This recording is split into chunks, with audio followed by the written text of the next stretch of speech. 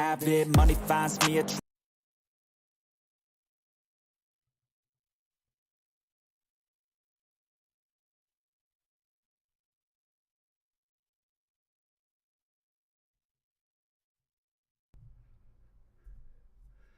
Hello and welcome to the Marko Yamashita Show. I am your host, Marko Yamashita. And give me 1 minute here, as there is something wrong with the audio kicking in. Hang on 1 second here.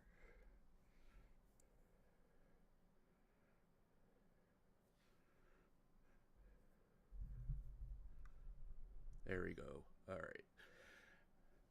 Even though my avatar is not moving, but we will do this scuffed if we have to do it scuffed. So there we go. All right. So we have had lots of interesting information that has dropped in the last 6 to 8 hours regarding Rushia, Mikeneko, and their relationship with the singer called I call him Mufasa, but Mufumufu. All right, so there has been a ton of information that has been released. We are going to cover as much of it as we can, and we are going to look at things step by step. We are not going to. I want everyone to bear in mind as we look at this entire situation here. Everything that is going to be discussed tonight, everything that is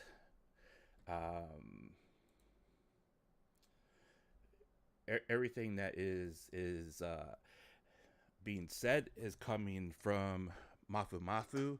There has not been any response from Mikeneko. Umberto, welcome to the chat, my friend. Welcome. Rushia, formerly known as Rushia, Mikeneko, has not made anything public as far as I've seen. What's going on? Well, I had originally thought I was originally going to sit on this until tomorrow, but there's been a ton of stuff that has been said and going around on social media, so on and so forth. So I wanted to try to cover some of this as we as things have been unfolding, and since it's been kind of an ongoing situation, I did not want to if at all possible, I did not want to sit on it any longer than I had to.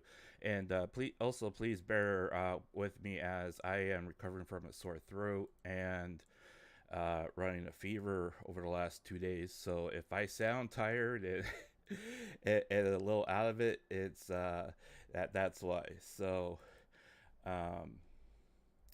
anyways, let's get to it here. So Mufumufu dropped a blog post on his personal blog, and then somehow it kind of sort of got deleted, but then they put up a second version of it and link to it. It was a really weird thing that they did. I don't know why they did but what you see up on the screen here is what the translation is for the blog post here, and we're gonna go look through it just a little bit and discuss it with what's happening here. So originally an article came out in this magazine, and this is the article in question here. Now I've run this through a couple of different image translation tools, and kind of narrowed down the what the actual article is all about here. But this originally when it came out, and Mufumufu states that his wife, supposed wife, was the reason why he went on hiatus. Okay, and all the falling out that happened and everything else like that. But this, I can't help but be a little cynical about what he's been saying. Okay, and pardon me for being a little cynical about this, because there's just a lot that sounds really like they both really need some mental help. Okay, so let's look at this a little bit. Let's take a look at this a little bit. Okay, the background is louder. Is it? Shouldn't be. How's that? Is that better?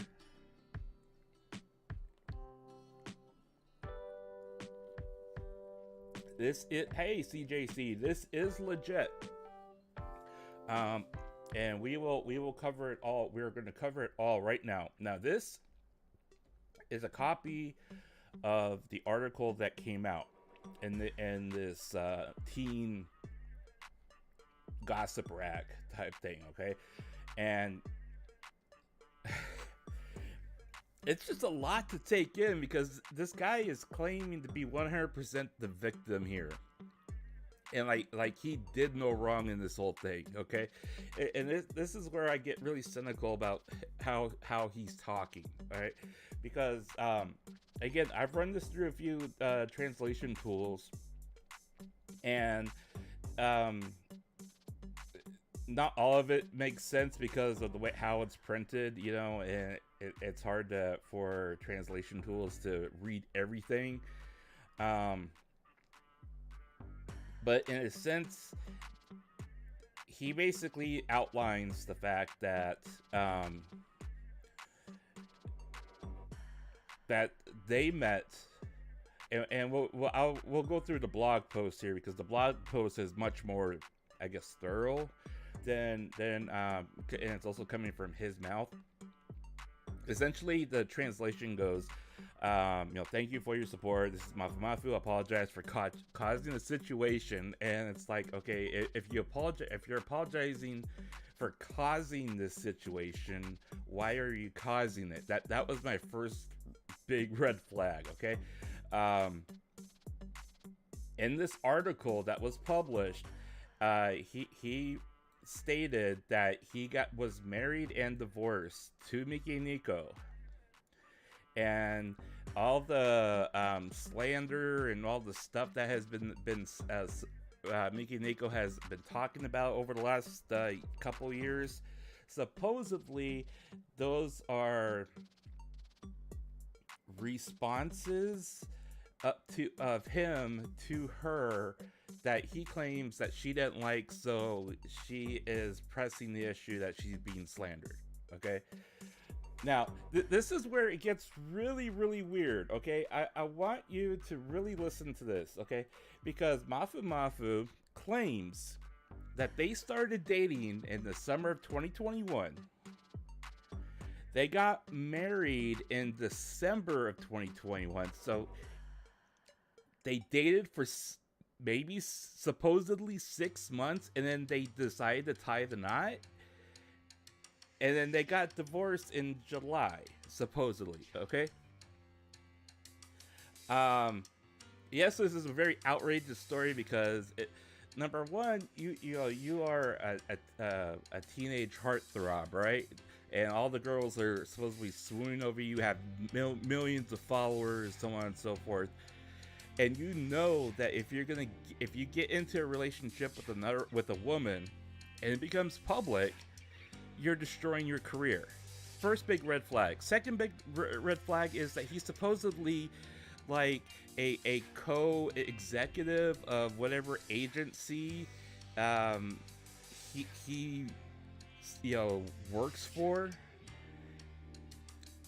He was like one of the big three that ran the actual agency and went out and was making deals and talking and selling and pitching and stuff. If your exec is going out and doing something like this that is completely self-destructive, that makes me wonder if I want to invest millions of dollars into said agency or company. So the thought process alone just does not make sense of this, and this is what makes it even more outrageous. Okay, it's a bad move. It's a really bad move. And it doesn't make any sense. So he mentioned before, it's an outrageous story. It makes hurt some people's feelings. I'm truly sorry. No, you're not, because you sat there and actually wrote this whole thing out. So. If you're making a confession for it, you are making the situation worse by making a public statement that is off, it's admissible in court, and everything he's about to say can be used against him in court in the civil trial, it feels like this has been made more out of spite than anything else. But he claims that he's not, he's been telling people lies. He wants to be honest, and this is what he's going to do. He's going to sit there and speak the truth. And he claims, this is a guy who has made over six figures as the working in his field. And he comes out and says, by speaking the truth, I may be sued. I may also cause trouble for a lot of people. I may never be able to have my music heard again. So why are you doing it? I mean, why are you digging up old skeletons and saying, hey, look, there's still more dirt for you to find out. I mean, it doesn't make any sense. This is almost like, if I were to label it, it would be like self-destructive behavior. Okay? I mean, this makes absolutely no more sense. He is essentially saying that by making the statement he's about to make, he's likely going to be ending his career by saying it. Okay, now there were plenty of outs in this entire thing. Why are you boxing yourself in a corner like this? It makes no sense, right? So we're gonna keep going here. We're gonna keep going. What I'm about right now is, he claims, is the factual account of events that happened at the time to the present. It's quite long. It is very long, and he rambles a lot. Okay. He claims that until the spring of 2021, he despite singing all these songs about love and all this other crap, he didn't have any romantic feelings towards anyone, and he gave up on love and marriage, right? And then he claims, that he met somebody that was different, and he supposedly, over a 6-month time frame, fell in love with this girl to the point that he decided, we're gonna have a secret marriage with each other that absolutely no one can ever find out about, and if they find out that we're in a relationship, we're going to destroy our careers. Okay. So he claims that he had been saying a million times that about announcing the marriage, which is false, because every single time he talked to the public, he denied any relationship with her over and over again. So he has now officially been caught lying for the last 2 years. And every single time he denied any involvement with her was absolutely false. So we have a very subjective and semi questionable narration from him. All right. Now I want you to bear that in mind. Right.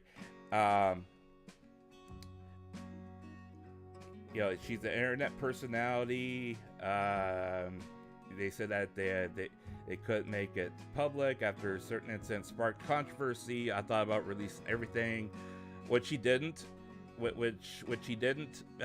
He automatically and systematically denounced and denied every single time he was interviewed about it.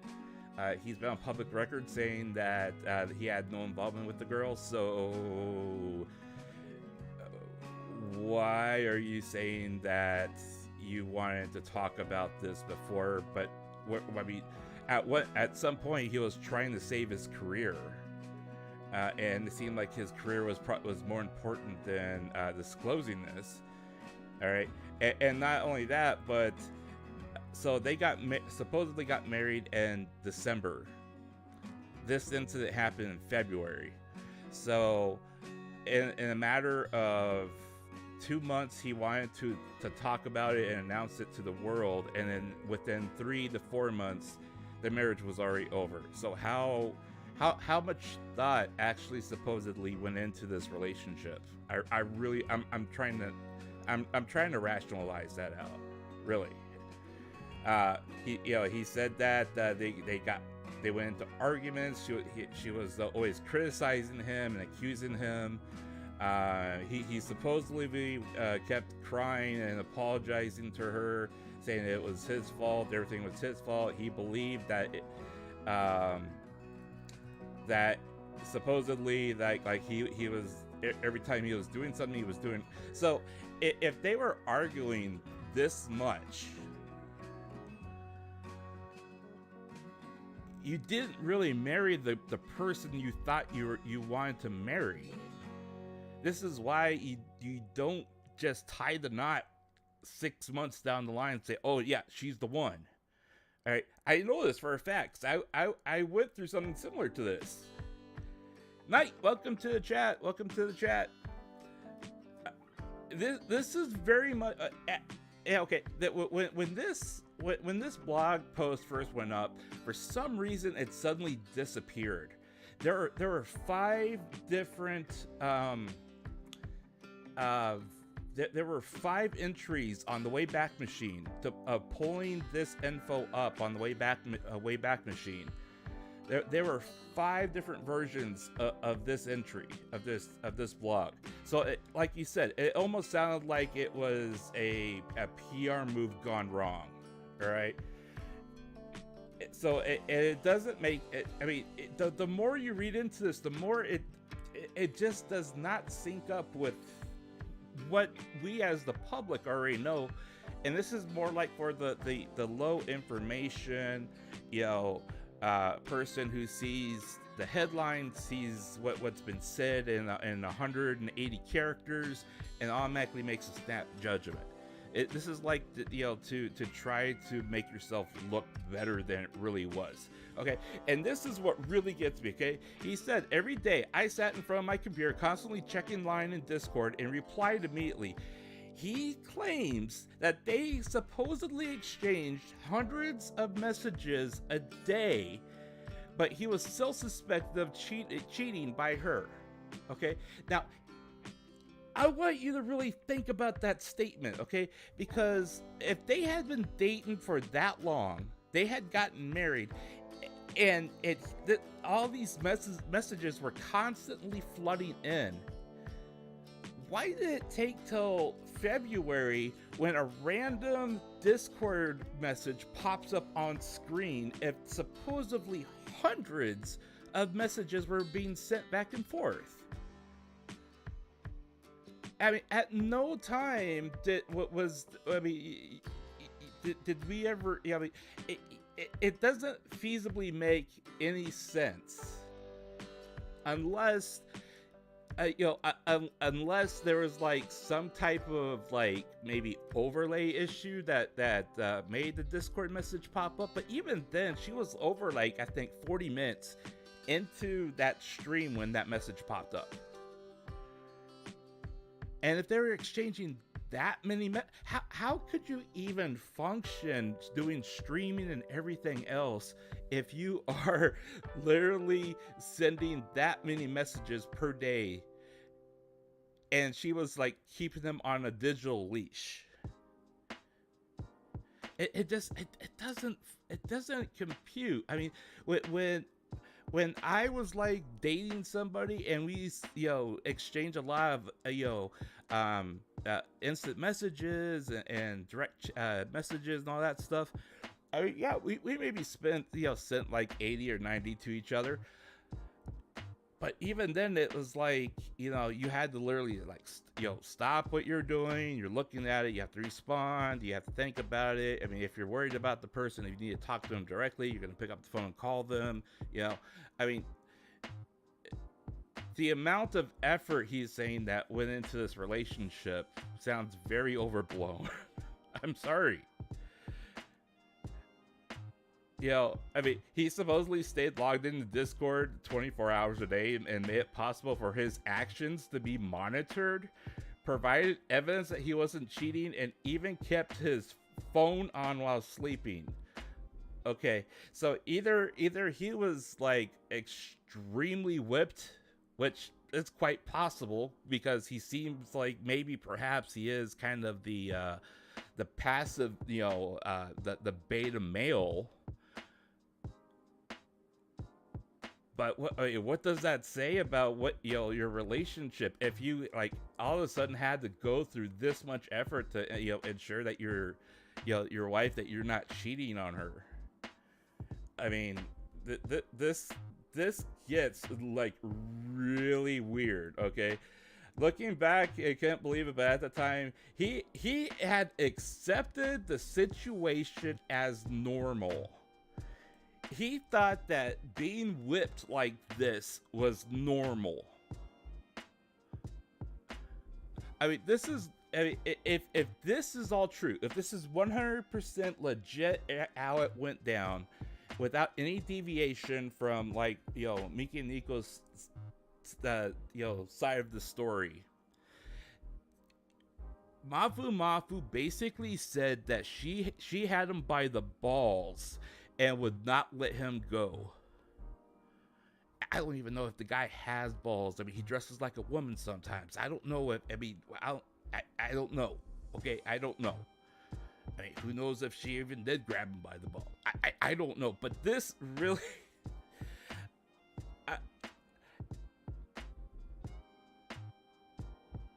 This sounds like a visual novel that is being played out. I mean, that's exactly what it sounds like. This is a visual novel that's being played out, and that he got into a relationship that he had no idea what he was getting into until it was too late. And if the time frame again makes any sense, from June, July till December, somehow, some way, they like met enough times to fall in love and get married, and they got married on Christmas Day. I mean, I don't know I don't know if she like streamed on Christmas that year or not, but a lot of the girls in Hall Life did stream on Christmas that year, and Christmas Eve. So so you went out and got married and then like didn't even go on a honeymoon? I mean, this doesn't sound like something that Mikeneko would voluntarily out. And we're gonna get to that flip side of the thing in a little bit. That doesn't sound like something that she would regularly accept and say, yeah, let's go do that. I'm making over $1 million. Now, bear in mind, Mikeneko is making over $1 million a year working for Hall Life. And for some supposed reason, she said, yeah, that femboy over there, yeah, I kind of like him. Let me get married to him and then throw my entire career down the drain. Does that really compute, guys? I mean, that doesn't really compute. I mean, there is absolutely no way she looked at this guy and said, he's going to take care of me if something bad happens. I like him. I'm going to go with that guy over there that dresses that wears a dress half the time and looks like he could be my girlfriend instead of my boyfriend. I mean, this doesn't make any sense. This makes no sense. Ichan told to Mufumufu, Mufumufu told to the actress my question.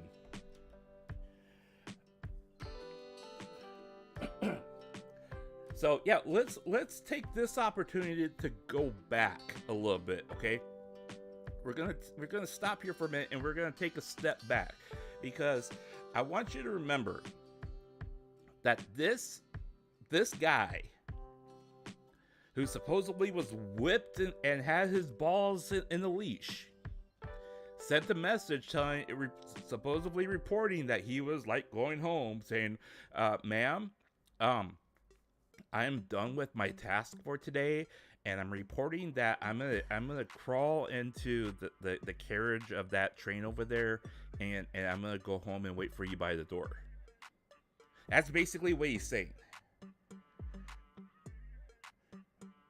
And then it was that instance where it popped up on screen that everything fell apart. Right? Now, that happened. Mikeneko supposedly had other issues that were going on at the same time when this happened. And she went to Korikori's, supposedly in confidence, to try to straighten this out, which was a second bad mistake.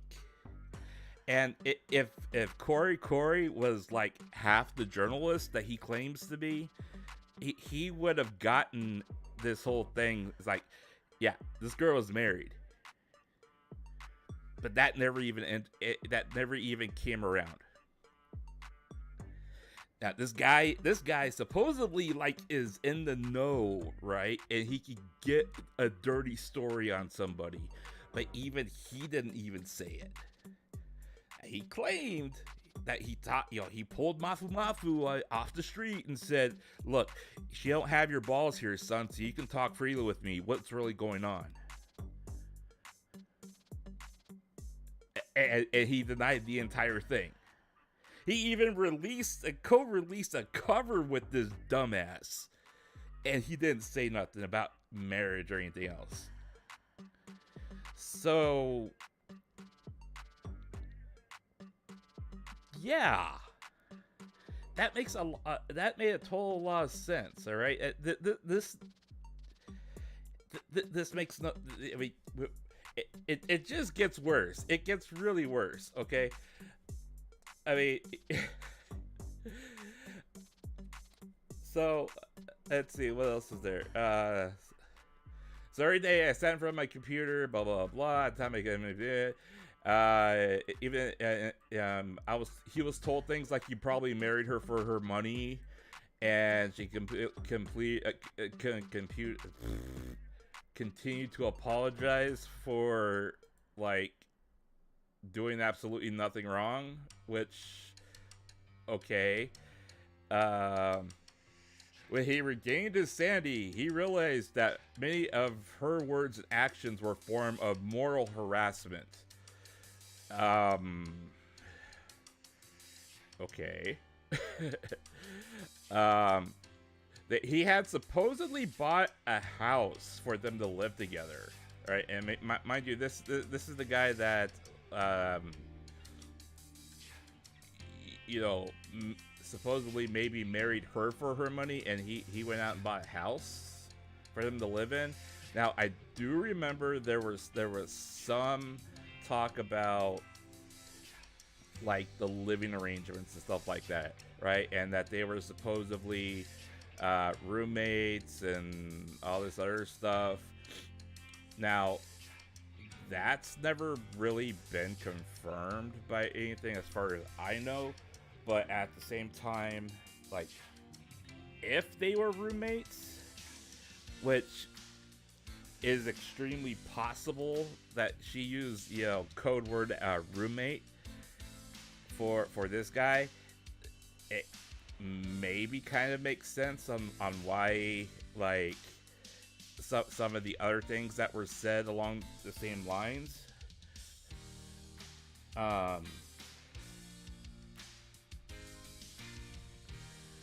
Let's see here. And I want you to remember. Wow. So his subscriber rank and his popularity has really tanked, according to the last analytics. He's been like sandbagged, but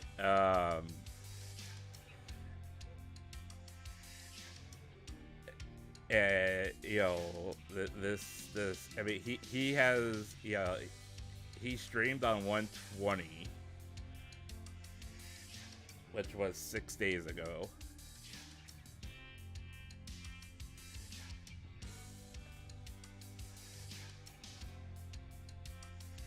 And he has not been streaming a lot, apparently.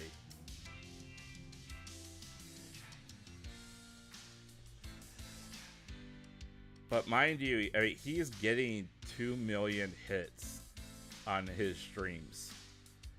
Yeah, and that's a lot of ad revenue. And this doesn't even, you know, cover the entire story here, because this only averages out like the last, I think it's like the last 90 days. So it only holds that much. But even then, I mean, he's made 6 figures off of what he's been doing in his life. But he went out and bought the house for them, even though she's making $1 million a year. That makes total sense, doesn't it? It sure does. Okay, so let's move along here.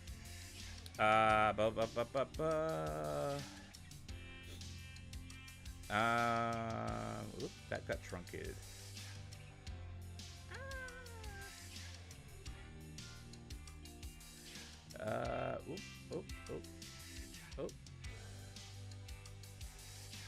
So he goes on to say that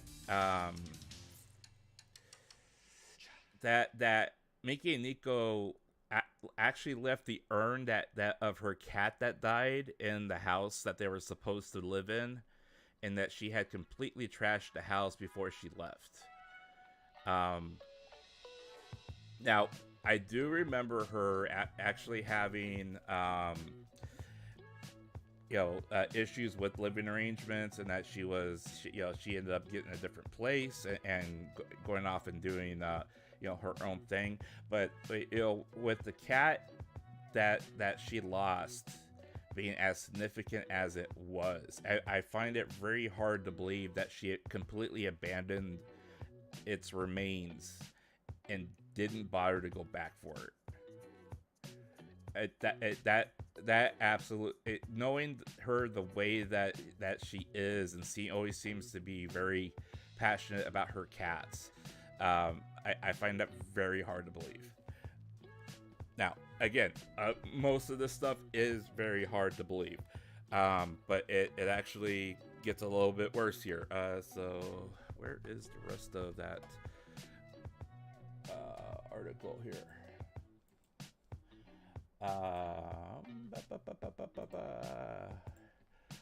Okay, so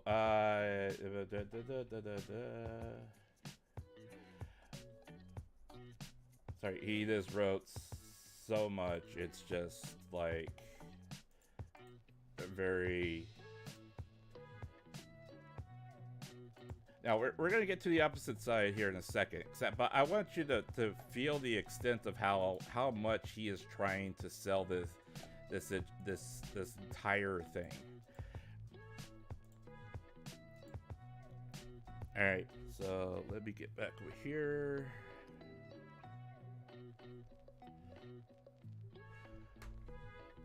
All right, so let's go back.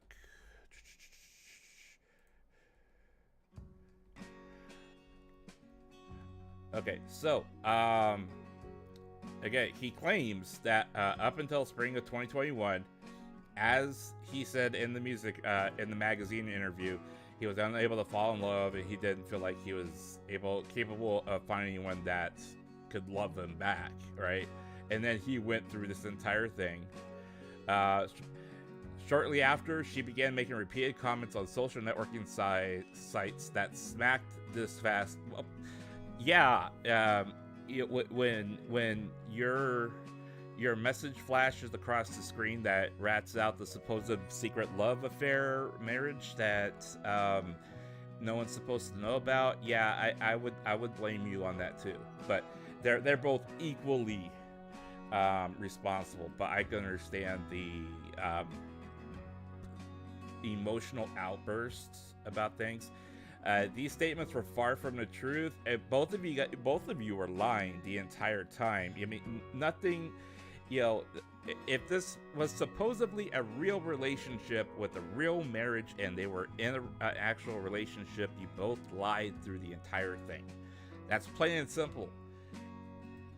And bear in mind, he has blamed her for him being sorry, but he has not yet accepted responsibility for anything that has happened. He is claiming 100% to be a victim here, just like he did 2 years ago. The only difference is now he's saying they were actually married. All right.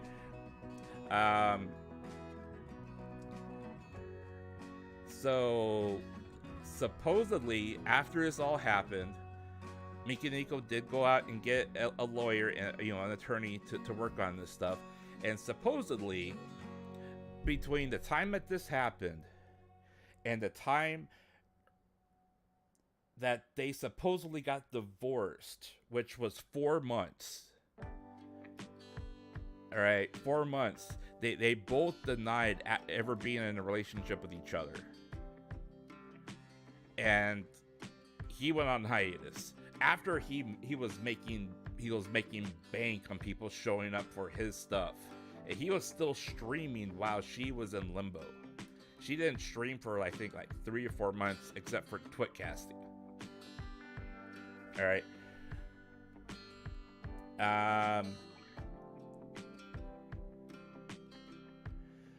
So, and then he claimed that his mental health went down because of this, that he decided he was going to announce going on hiatus. He claimed that originally when he decided to go on hiatus in 2021, or 2022 rather, he was going to actually tell the truth about this, which makes it a little strange because he spent so long denying it, and if there was an NDA and contract somewhere that was signed, yeah, you would be legally liable for breaking that contract. But yeah, and I don't know how long it takes to get divorced in Japan. But he claims that after she left, and now this supposedly was like when he had that picture of like a door, and that he felt like he wanted to break through the door and kick the door and put holes in it or whatever. This is supposedly during that time frame. Now, if this is all true, I can understand. But at the same time, it makes very little sense on how exactly this whole living arrangement was when he's only barely making 6 figures a year, and she's making $1 million a year. Why is the poor man supposedly going out and buying a house? You know, I mean, he was definitely not taking care of her because she was doing her own thing with her own money. So that doesn't make sense. And he supposedly had 2 different places that he was paying rent on. this entire time. Now, I don't know the exact cost of what it takes to live in Tokyo or anywhere near Tokyo, but having two different places that you are spending money on for rent makes no sense. And space is a premium in Tokyo, so that doesn't make any sense. Now, he claims that he later found out that she was having an affair on him while they were supposedly married, and she was seeing another guy. I mean, I know that people think that these girls in Hall Live, you know, they just stream for like 4 or 5 hours and then and they have the money roll in, but that doesn't make any sense either. Supposedly he goes on about talking about images including invitation for a date and the exchange of gifts with this person. Now,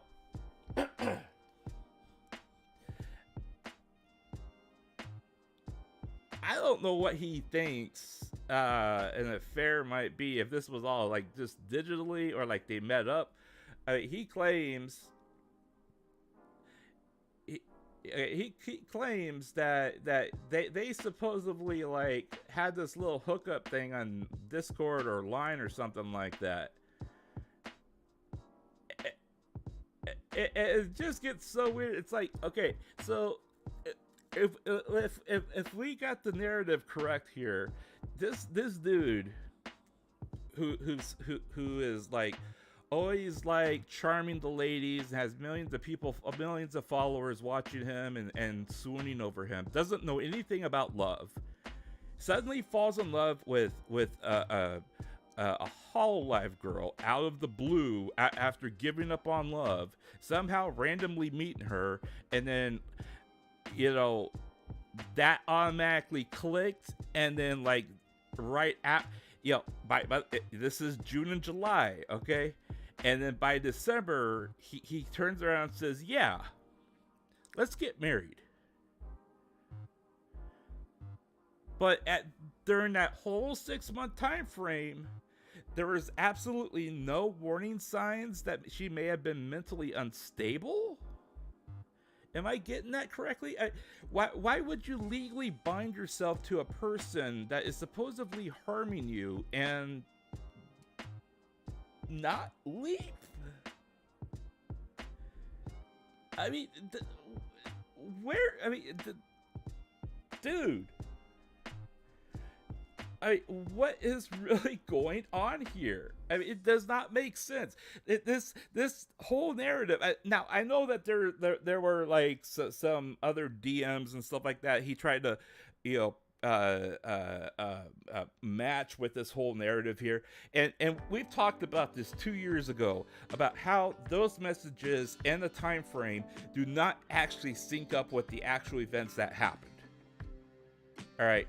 And when you take all the information that is out there right now, and then you try to add this into it, this is just so far out of left field.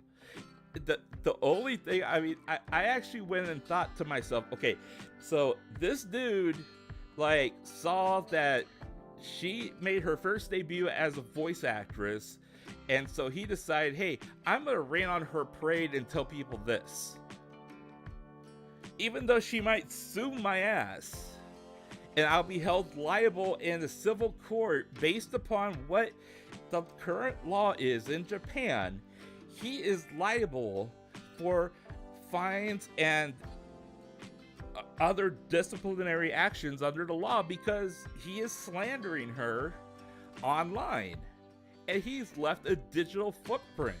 What part of this does not compute? It really makes me wonder, you know, are the Japanese licenses in public? See, I haven't been able to dig that far yet, okay? And I kind of want to know, But in order to find out that, I mean, I'll even know. I'll have to like actually like try to dig up. I mean, what is Mufasa's real name, anyways? I mean, I don't know what his real name is, but I'm sure that when Mikeneko was actually going, and I take this back, when Mikeneko had a couple of court appearances in civil court for slander, which might have been relevant to this, those were public record, and she had actually linked those in some I think on her Twitter account. So it's very possible that might be the case. But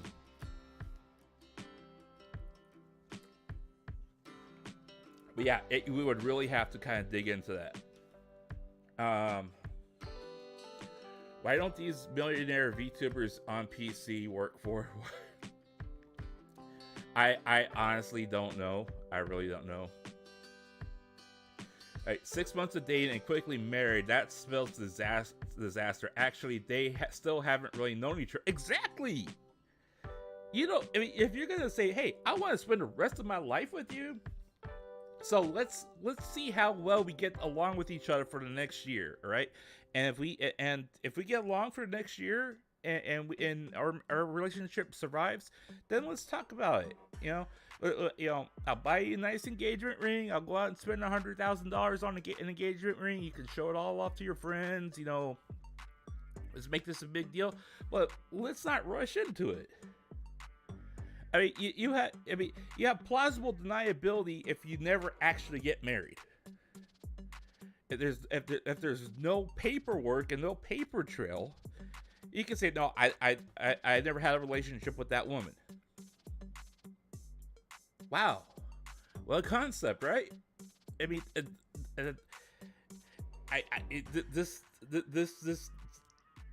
this really just kind of like makes my brain explode, and I'm having a big moment, because I mean, I don't get it.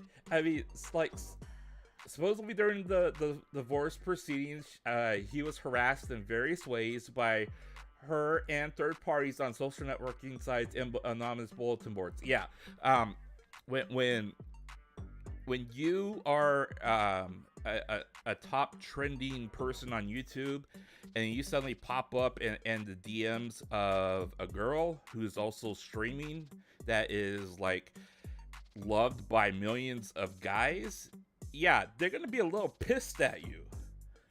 You know what I'm saying? Again, that's not all his fault, because Mikeneko should have made sure her Discord was on like, I'm away right now because I'm streaming, and do not disturb, so those messages don't pop up. But even then, it's still your DM that's coming in that people are going to see. So they're going to hate you. They're going to throw shade at you. All right. I mean, and committing domestic violence and all this other stuff. You know what? I'm not going to justify it, but I can see it happening, because that's happened to me. With a lot of stuff I've talked about on my channel, that's happened to me.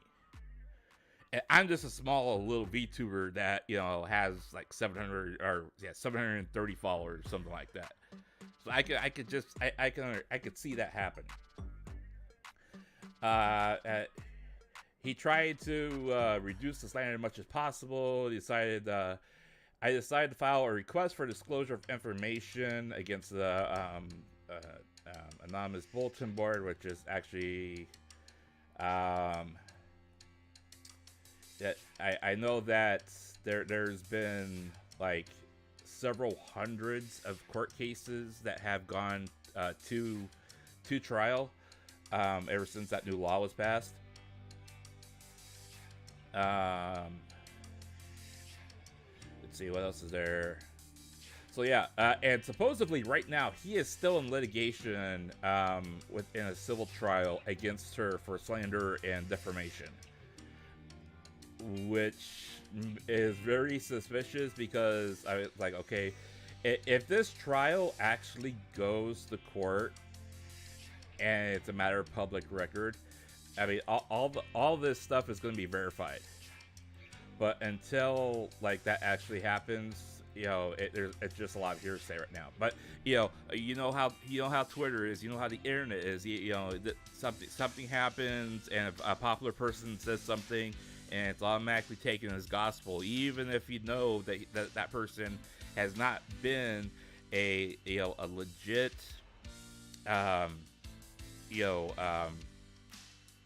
narrative character that that hasn't lied or deceived you in some way. I mean, he has literally spent the last 2 years lying about this whole thing until now, supposedly. Okay.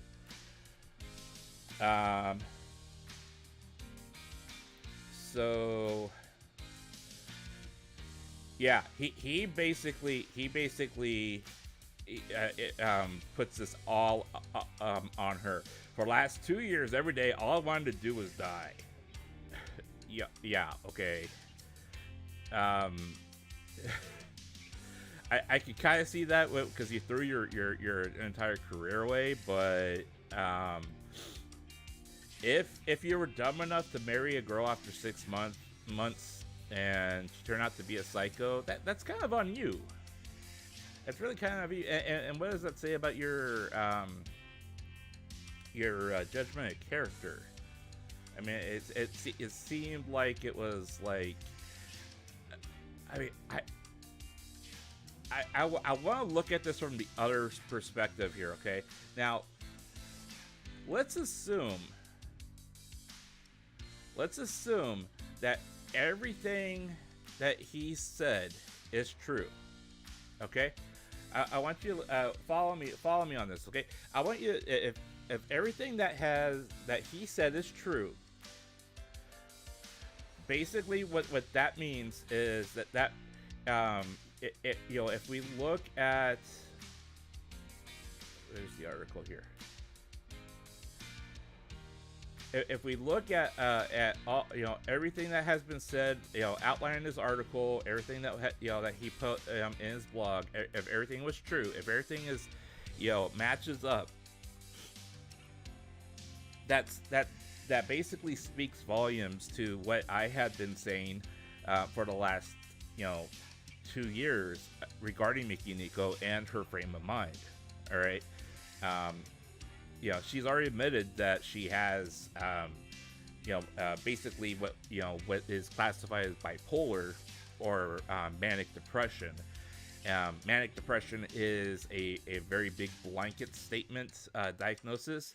Now, it's very possible that if this relationship actually did happen and they started talking about this stuff while she was going on what's called a high cycle, when she was going into manic, at her manic stage. When you go into a manic stage in manic depression, you basically become like completely self-destructive, make very poor judgment of choices, and it can potentially ruin your entire life.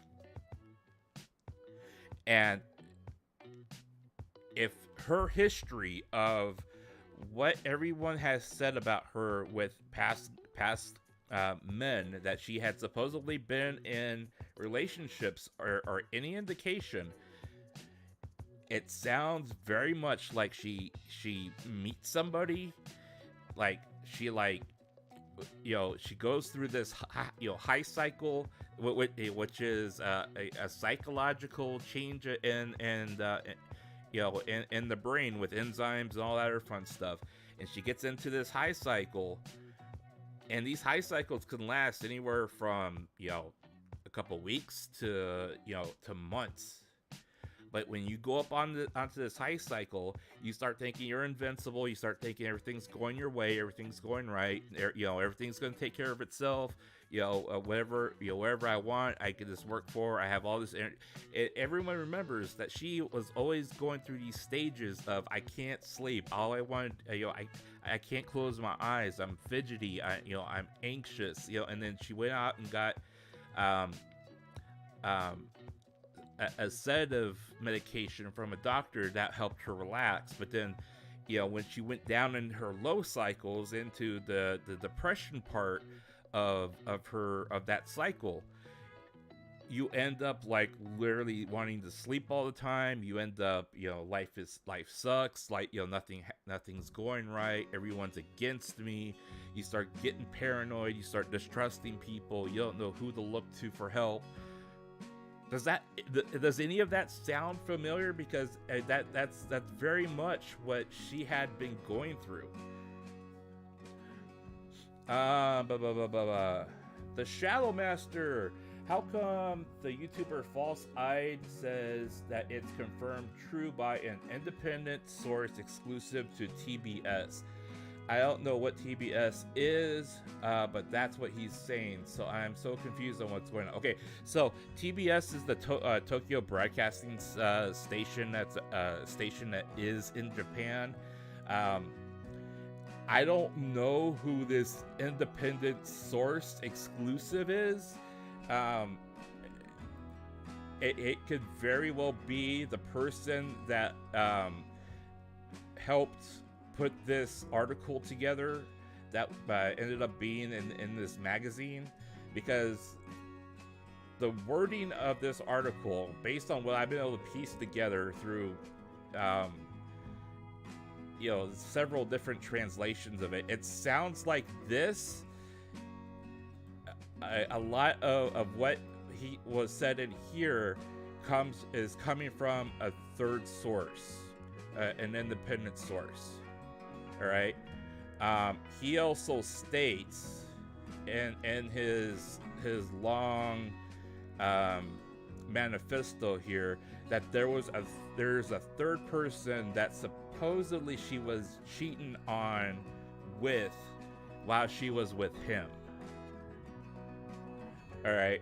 Now, again, we're only getting one side of the story here, so we have to be extremely careful what we say of this is confirmed, this is not confirmed, this is true, this is not true. Okay, you may have an independent source say, yep, that is true, but that truth is literally there's a difference between what is true and what the actual facts are. Right?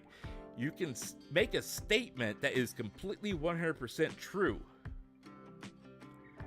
but without any context of that statement, you don't know if that true factual statement, if that statement, if you run with it, what's the entire picture? All right. I mean, like we could say like right now, hey, that's pretty cool. That house is on fire over there.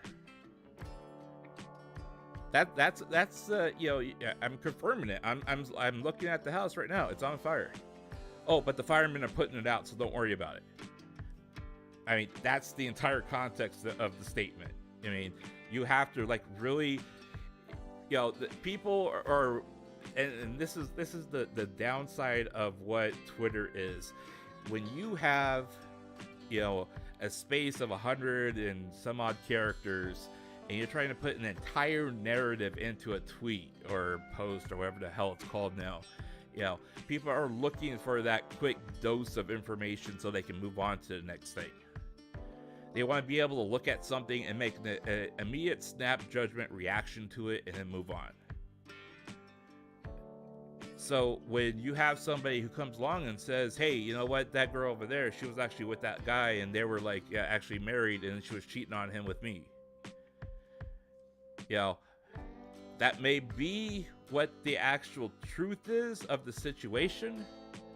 However, we don't know if like they were together and then they were in the process of getting divorced and she had already moved on to another guy. I mean, that is extremely possible. And that would still be, that entire scenario could still be factual. But without the context, we don't know.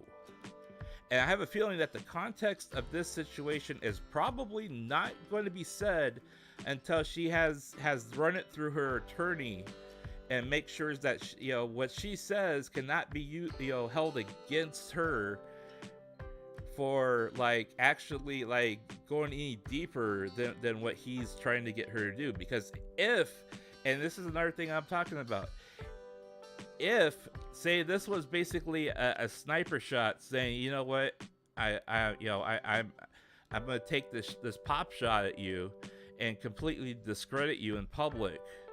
So that way, before we go to our civil trial, you know, you're automatically gonna look bad walking into that trial. You're gonna have to fight an uphill battle. To me, it seems like, okay, you know, why would you wait almost 2 years and then suddenly have this dump of, you know, confession time? I mean, if you're gonna do an entire confession like this and ruin your name and your life and your livelihood, there better be a very good reason and a payout for it. Either that or this guy is like completely imploding on himself, and he feels like there's nothing left for him, so he's just gonna ruin his entire life.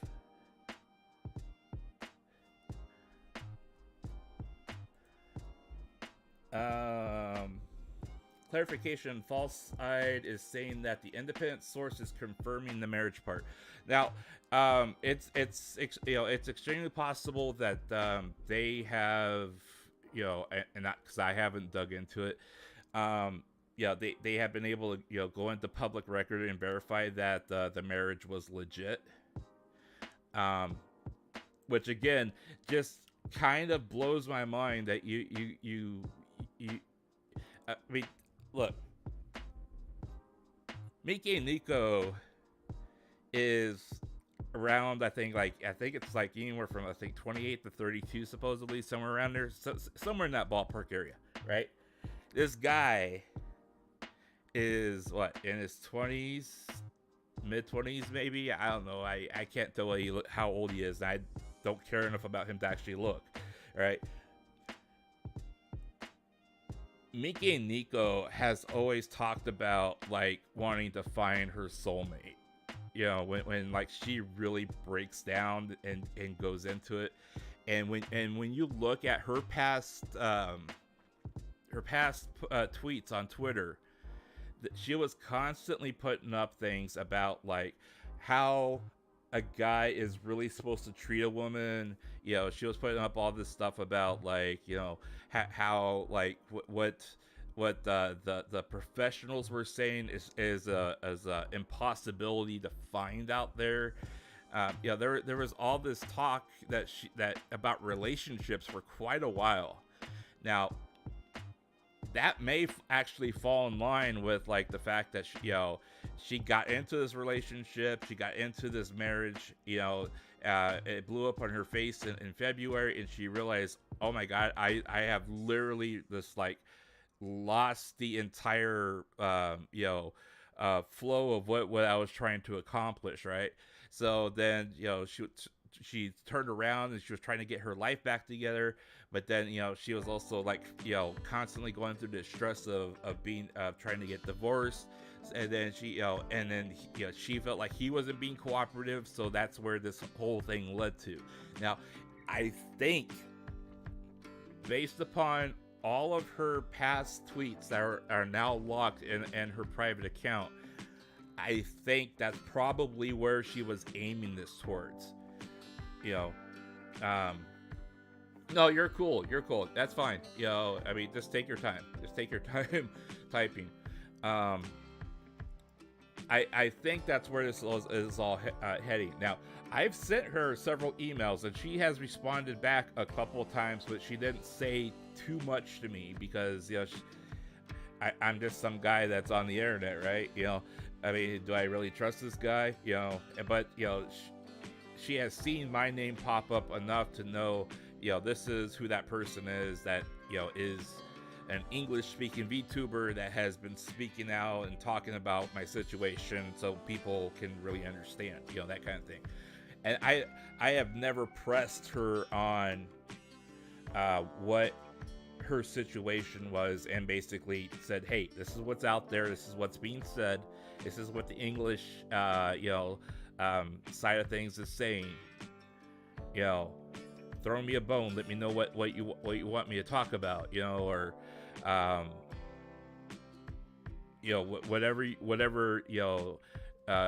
whatever idea that you want to push for, just tell us, And a lot of times, like right after I'd say that, she'll put something out there on Twitter, and it basically be what she's trying to do. And that's why I have so many videos about her on my channel, because there was a lot of times where I was like, hey, if your English fans are the ones that are supporting you, and they don't care what's going on, they just care about you gotta tell us exactly what's going on, or at least tell us what we should be believing here. Now, again, we gotta take the entire culture of this stuff in the perspective, because if you're an idol, on the internet, and you're a VTuber idol, you are an actual idol. You're not supposed to be dating. You're supposed to be looking single so you can get as much money out of the single horny men as possible. That's basically what the sales pitch is supposed to be. All right. Now, I can tell you, beyond a shadow of a doubt, that there are at least 2 different VTubers in Hololive, EN, right now, that are in committed relationships. I know this for a fact. And, they keep it really on the down low. They keep it really, really, really on the down low. And I'm not going to out them on that. But I'm just telling you right now that, Hololive is aware of the gravity of this situation. And that's why they've updated their whole, notice about deformation of character with their talent, so on and so forth. Because they might have actually seen this coming. Because it was no coincidence that they updated that deformation of character. Suddenly something happened and Mel got kicked out of Hololive, and then this dropped. If you really look at the situation, Mel was another person, unfortunately, that she had a lot of baggage coming along with her, and her career was a start-stop situation. But you know what? I don't completely hold her responsible for all that stuff, and that's a different topic. But that being said, they probably knew this was supposed going to be boomeranging back around. All right, and that this was going to be coming again. That's why they updated it. So it begs the question, though. Okay, what exactly? How exactly are we supposed to take this, right? Because I see a lot of people out there who are dunking on Mikeneko. But those same exact people are the ones that are condemning the people that have parasocial behavior interaction with VTubers and saying, oh, that's ugly, that's gross, that's disgusting, you need to get a life. But then they turn back around and say, oh, look, that entire time that Rushia was trying to sell you the real girlfriend experience, she was actually dating and married someone behind your back. So, I mean, if we're supposed to take and this is where we get this entire dichotomy of the situation, where you really have to try to draw that line between, okay, this is the character, this is me, but that doesn't happen, and people want to try to play it both ways, because they know if they play it both ways, that maximizes the amount of potential of activity and viewership and money and income that comes in. I mean, that's exactly what this amounts to. Because, honestly, hey, if I'm going to have a girl whisper sweet nothings in my ear, and she's married to a guy, and that guy's okay with her, like, like giving me a little bit of time and stuff like that, hey, it's just like going to a massage parlor and getting your back massage for half an hour. I mean, most of those women are married too, but I mean, they obviously have husbands that are okay with it. Either that or they stay single, one of the two, right? So I really have to laugh at the people that come along and they're trying to dunk on her for supposedly being married and selling engagement, quote unquote, engagement rings to, her fan base during that time frame. Which could have kind of also been a symbolic thing of what was happening in her real life. If this whole thing is 100% legit, I mean, she could have actually been living that whole entire dream of getting married, and but she couldn't do it in public with him, and but she was able to do it through her Hall Life personality. That's one way of looking at it, honestly. If that's really how it went, maybe that's how it went. But still got message because of the previous association with the company. That's where I really am questioning what is happening here, because it's no coincidence that he comes out and drops this bombshell, right? And then at the same time that magazine goes live and it's on bookshelves everywhere that people are reading. And then she makes her debut as an anime character, a voice actress. And you also have Hololive coming around with their 5th anniversary festival.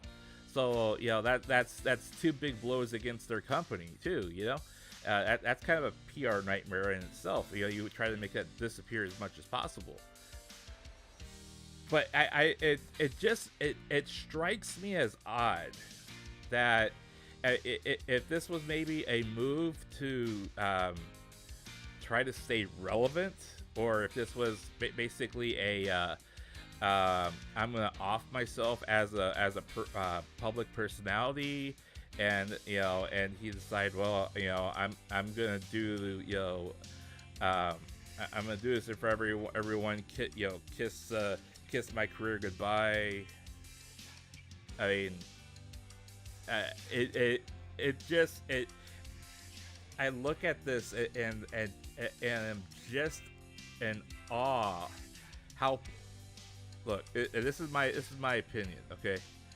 But I'm just in awe how pathetic this guy sounds with the way this entire thing went down. You essentially are telling the story that maybe you had a month or two of happiness and then things started going wrong, but you still decided to get married, and then you spend the next 10 months in an abusive relationship before you get divorced. But it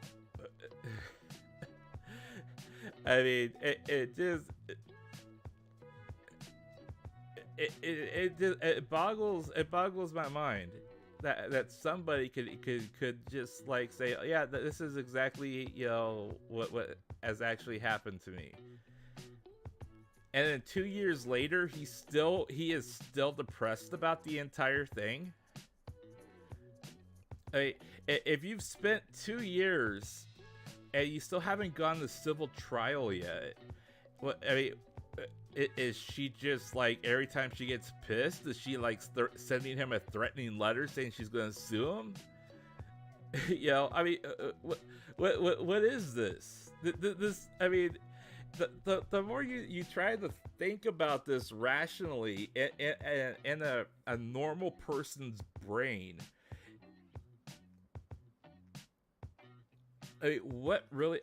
how can you spend 2 years in an ongoing civil trial of slander and defamation for 2 years and just have settle out of court?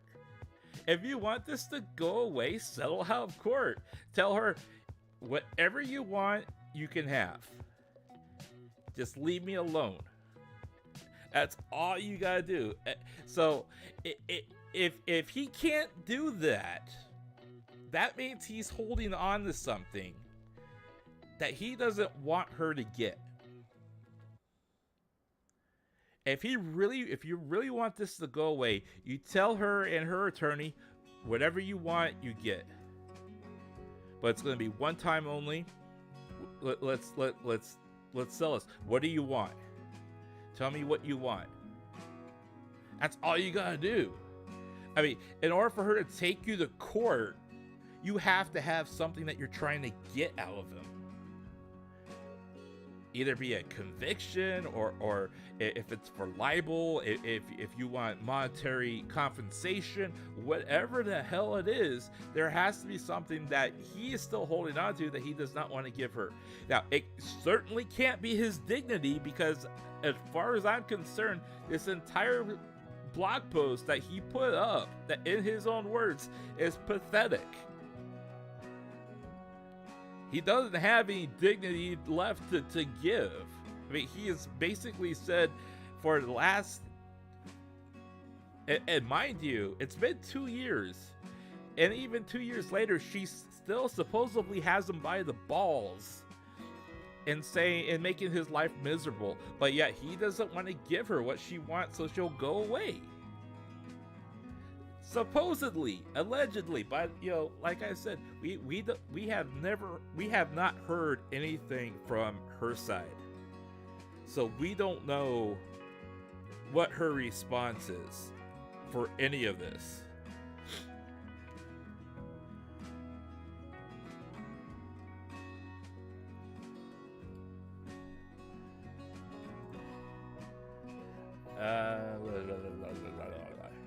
Parasocial people are paranoid and crazy. They believe they own you because they give you lots of money.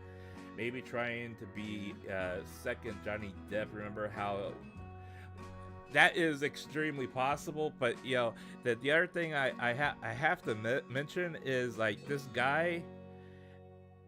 I mean, I honestly believe in the bottom of my heart that this guy has some severe depressive and emotional problems to begin with, because as far as I've seen, like, even in his interviews, he's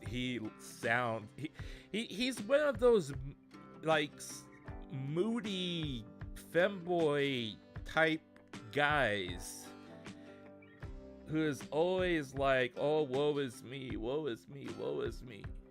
I'm popular. I have girls all over me. Woe is me. I can't find love. Woe is me. If I had thousands of girls throwing themselves at me, I would not have a problem trying to find love. I'm just saying. If I had that kind of popularity, no way. There's absolutely no way. I mean, it's statistically impossible to have thousands of women adore you and not find love. All right.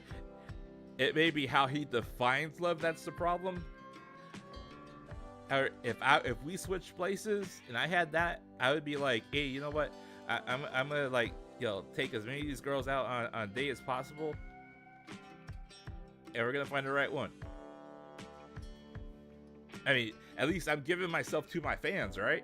I'm not giving myself to a secret relationship that is hidden behind people and I'm lying about it. Because if you're at least giving yourself to your fans, that's completely different than if you're, like, hiding a relationship that's in secret. And you know what? You want to find out, because if that relationship gets found out, then you're deceiving your fans. And that's exactly what they think. They're thinking that she deceived them, he deceived them, and that's why this is all going to hell.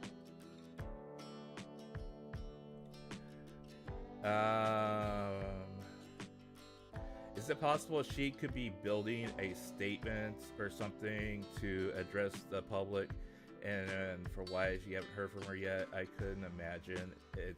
So the last time something significant like this happened, she has an attorney on retainer. All right. And what happens is, when something like this happens, they take all the information to build, their case, all right? And then between her and her attorney, they craft a statement about how they're going to address it. Now, I would imagine if she's smart, I would imagine that she would not say anything publicly as Mikeneko until a statement is approved by her attorney. And I think that's exactly what is happening, because that's what happened last time. Now, supposedly, he claims, okay, and this is this is the whole paranoia part too, is that he claims that she has been like going on anonymous boards and taking pop shots at him. That could very well be the case. Who knows? But I the paranoia between these two people is just oh man. I mean, this is why I remain single, man, because I don't want to go through this stuff either, you know. But yeah, I would highly think that that's what she's doing at this point. Now, also bear in mind, I personally did email her and brought this to her attention. I was like, you know, and I told her, if you are not already aware, this is what's out there, you know. And I sent her screenshots and links to all the stuff that you know was out there. So now, I haven't heard anything from her yet, but I don't expect a reply from her either. Every, like I said, every once in a while she has sent me a reply saying thank you, or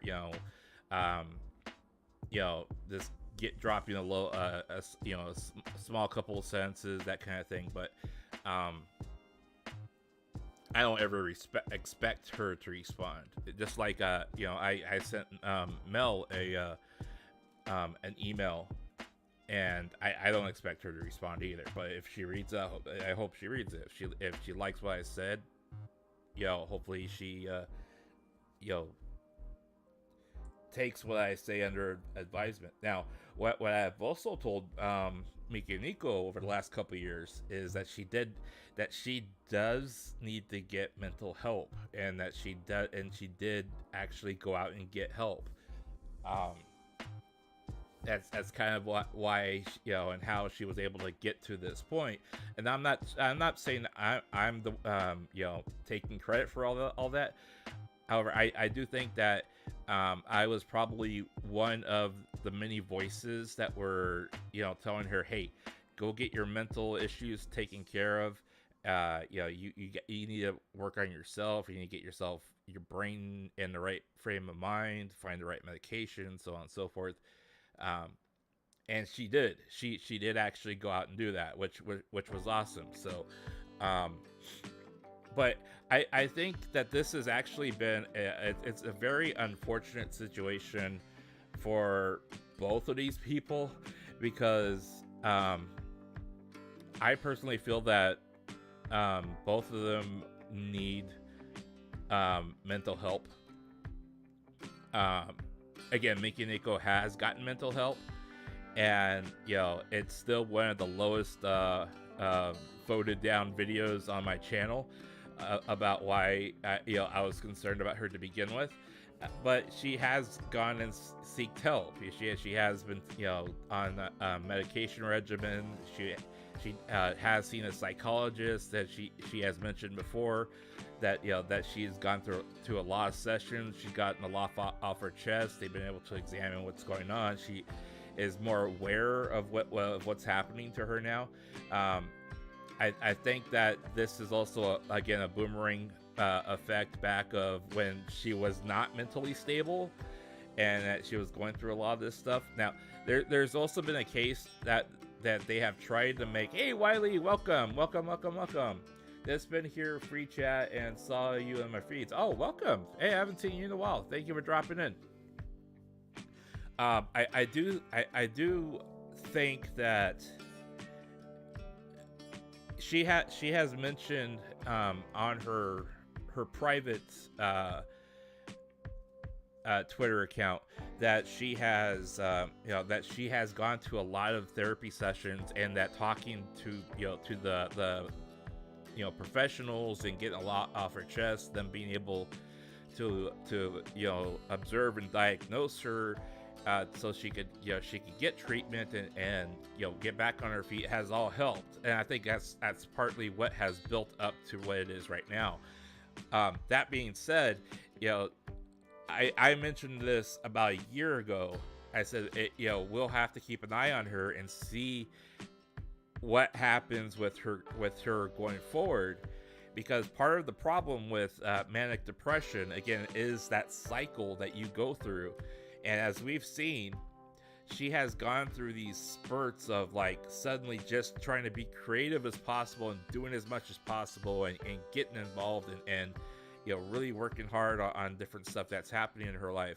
And all of a sudden, she kind of goes a little bit silent for, a month or two, and she gets another spurt, and then she comes back out. And that's all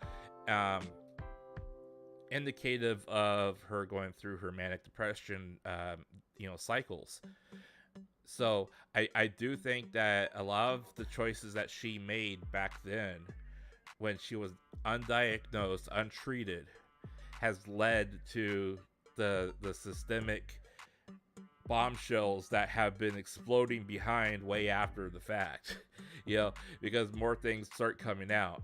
And it could be very possible that her state of mind, she thought, hey, you know what, let's get married. What's the worst that can happen? We get married and we get found out. We'll just go at it alone. I mean, that could very well have been her mentality, right? Or her mentality could have been, well, you know what, if I get married and we keep this secret, if it ever happens, hey, I'm one of the biggest money makers in all life. They're not going to fire me for that. I mean, that could have been her way of thought. That could have been her train of thought. So, again, we don't know until it comes out of her mouth. And, and again, I know that, as it was said earlier in chat, there has been independent source that has confirmed that they were indeed married at one point. Until it comes out of her mouth and she says, yes, that what you've heard is true, we were married at some point. That kind of confirmation from her, with unless we actually see a copy of the marriage certificate and all this other stuff, which is probably, it might actually be out there on public record. I mean, who knows? I'm sure someone's digging that up right now as we talk. But yeah, the entire narrative just makes absolutely no sense. And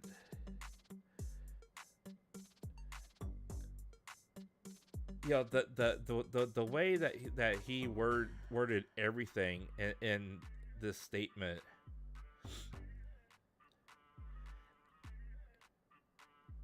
it's worded in a way that he feigns responsibility for his own actions. If you are going to marry a woman, you need to have the gumption to actually say, hey, yeah, I was part of this relationship. She may have treated me poorly, but it was my fault for putting up with this, and I'm gonna own it. He has basically gone up to that line of saying, we were in this relationship, she treated me badly, I felt bad about it, and I pitied myself.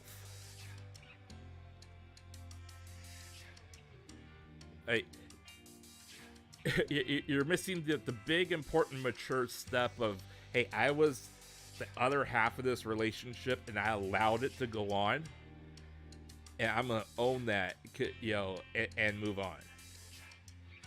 I mean, for crying out loud, it's been 2 years now. I mean, I can understand being broken up about a relationship not going through. But I was literally 21 years old when that happened. All right. I was just like, I was barely drinking age in the United States when that happened, and yeah, I was depressed for several months after that. I went out and had bought a several $1,000 engagement ring for the girl and all this other stuff. We had been dating for over a year, and then like all of a sudden my relationship fell through. But I was young and dumb at the time. But I still waited a year before I even thought about asking her, hey, let's get married, Maybe he was just kind of that naive. But if you're going to be that naive to begin with, you really have nobody to blame but yourself for putting up with it. I mean, I know what it's like to be in an abusive relationship. I have been in abusive relationships with women who have, like, literally, like, trying to talk me down, like what he claims he went through to, you aren't any better than my dog type of putting down. And I said, you know what? I put up with a lot of this because I loved you, but that's enough. I'm leaving. And you walk away. But if you either did not see this side of her until you got married, or you saw this side of her and decided to accept it anyways. That's the only two options there. If you're gonna be a mature adult, you're gonna either accept it for what it is and say, I'm gonna put up with this for the rest of my life because that's what marriage is supposed to be, or you walk away. Casey is going on for next 10. You know what? I would not be a bit surprised if this does go on for the next 10 years. Well, in 10 years, I believe she'll be close to 40. So, that's typically when women in the entertainment industry start looking at taking a different turn in life. But, I mean, who knows? Who really knows, right? I won't take sides. I'm hoping she keeps a calm mind and takes care of this situation. The things she's been getting accused of are so out of nowhere. They have been. She's been accused so many different times of, like supposedly cheating on people. But then you look at the evidence, and the evidence doesn't match up. The time frames are all wrong. I mean, you could literally try to, put those things in a storyboard form and see that they don't line up. So far, everything that's been said. All right. Now, if she come back around and says something in response to this, it'll be very interesting to see what the response is to all the accusations and assumptions and everything else that have been put out there, because it'll either go down one of two ways. She'll either deny, the allegations and claim that, that he's just, fabricating the stories, or she's gonna have to come out and, and agree and confess and say, yes, I was involved with this person. Yes, I did lie to my fans. I'm sorry. Please forgive me. This is what happened. I was afraid that, I thought I was in love at this time, and we married, and we turned out to be different people. Because honestly, when you get married to somebody else, you change as a person. You may think, I love this person loves me, we love each other, and that's why we're getting married. But after you're married, you start changing as an individual. And you start developing, different tendencies than what you were like when you were single. And it very well could have happened that, after they got married, I love you, you love me. You know what? We love each other. You're the only one for me. I'm the only one for you. Wait a minute. What are you doing with that girl? Hello, that girl. She's kind of hanging on you too much. I don't like this. I mean, I could see that happening. but I honestly don't think that. I find it very hard to believe that she would be so consumed by paranoia about what's going on with him that she had him by a literal. I mean, what she did she have like the GPS thing on her phone to see where he was at all times? I mean, did they have like a shared plan where she could ping his phone and find out where exactly he's at? I mean, was she like GPSing him the entire time, or I mean, really, what's going on here? Apparently, yes. A few people talked about it on her most recent tweet. I guess people are talking about it on False ID's video comment section. Yeah, he tends to be more in the know about what is happening in. He has better connections than I do, but he probably also has more time to actually do the investigative whatchamacallit. But I also have to mention that there's been a few things that False ID has said that were absolutely either embellished or turned out to be wrong. I'm not saying that he's, I'm not trying to discredit the guy, because those connections that they have are a lot deeper and more punctual about getting information to him than the ones I have. And honestly, over the last about year, I've kind of backed off on a lot of this stuff, because I mean, some of this stuff, it just gets so draining emotionally that you're like, man, this is somebody's life that is literally falling apart in front of your eyes, and it's like that that slow train wreck that's happening. It's going to be awful, but you just can't turn away. That's exactly what this is. It's like a train wreck that is happening in slow motion.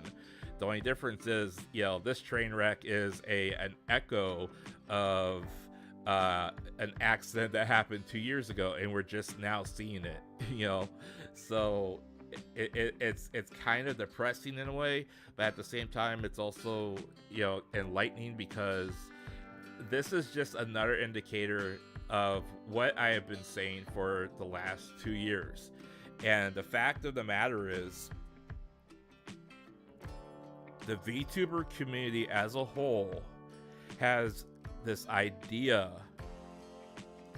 that once you have a VTuber avatar and you put yourself up online and you go live, you're automatically an idol, and then you're automatically thrown into this box, or you have to conform to certain ways in order to be accepted. And there's been several people out there that have tried to buck the storm, buck the trend. I mean, look at Nanners. Nanners went public on her relationship, and lots of people hated her for doing that. But she's like, hey, this is me, and if you don't like who I am, you can move on. There's thousands of other people you can move on to, but this is who I am. I mean, and that was honestly very brave of her, because you have to. There needs to be more people like that. I mean, I've talked to several other VTubers that, they've told me they've lost half their viewership the moment that they, her viewers found out, hey, I'm engaged, or I'm married, or, whatever.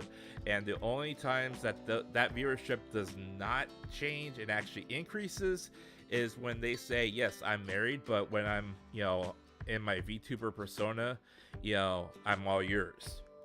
And then they kind of do the VTuber NTR type thing of I'm streaming right now, and I want to be so naughty or whatever, and my husband doesn't know that I'm streaming right now, and they do all that stuff. I mean, I've seen a lot of them take that road and just run with it and be successful. but those are by and large like the exceptions to the rule. And I don't know, I don't like, you know, want to go into those exceptions, but I mean those type of people typically, you know, they're very successful for a while. But yeah, in my opinion, and I want to take Fauna as a perfect example, okay? Because Fauna came out a while ago, and she was basically like, she's like, no, we're not friends, you know. Your listeners, you guys are on that side of the screen, you know, and I'm here to entertain you, but you know, we're not friends, you know. Don't consider me a friend. Don't you know, etc., etc., etc. You know, and she was very kind of like throwing up the you know, the boundary of, you know, where her connection with her listeners ends and, you know, the real Fauna begins, right? A lot of people hate her for that, and you know, and she lost tens of thousands of viewers, or subscribers rather, when that happened. But she was also being very truthful about the entire thing, you know. She doesn't want any misconception that, you know, she's Mother Nature.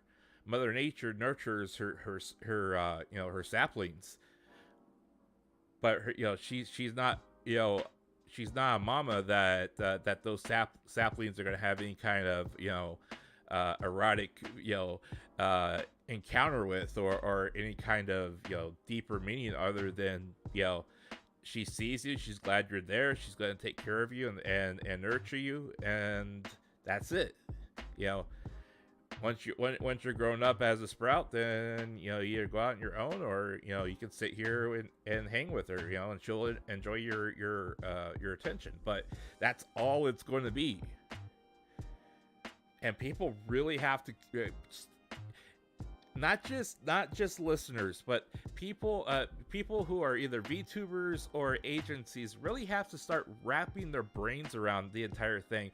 That once you put your VTuber, once you put that that persona into a wedding dress and start pushing a narrative of you know, having any kind of deeper relationship with that person, you have to either be willing or able to accept that the fact that you are putting that out there, and there are people who are going to take that literally. Mel is a perfect example of that entire thing, all right? You know, because, you know, she put out, you know, her, and I actually posted pictures of what that merch drop was. You know, she was in a wedding dress, you know, but instead of an engagement ring, you know, she instead she actually sold a really nice necklace that, you know, that came along with that pack, and I really wanted that. I really wanted that necklace because I loved the design of it.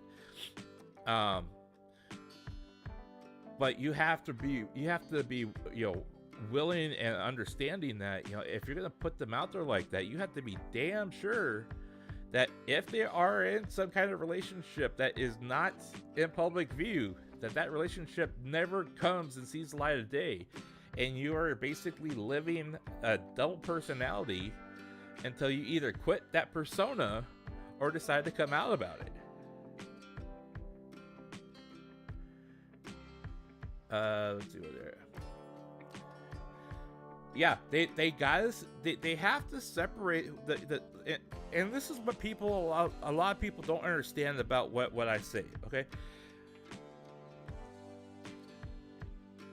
I care about the talent.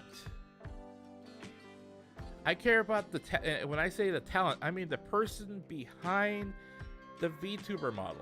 I care about what's happening to them and what goes on with them, because that affects everybody, and especially in a situation like this, because not only does this actually verify in a lot of people's minds that these girls in Hall Life are actually just like really trying to trap people to spend lots of money on them while they laugh it up and are having a wonderful married life, or dating boys on behind their back.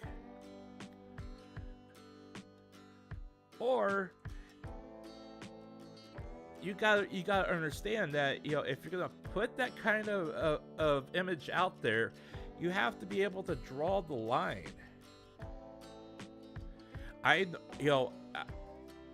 If you know some of the larger, like,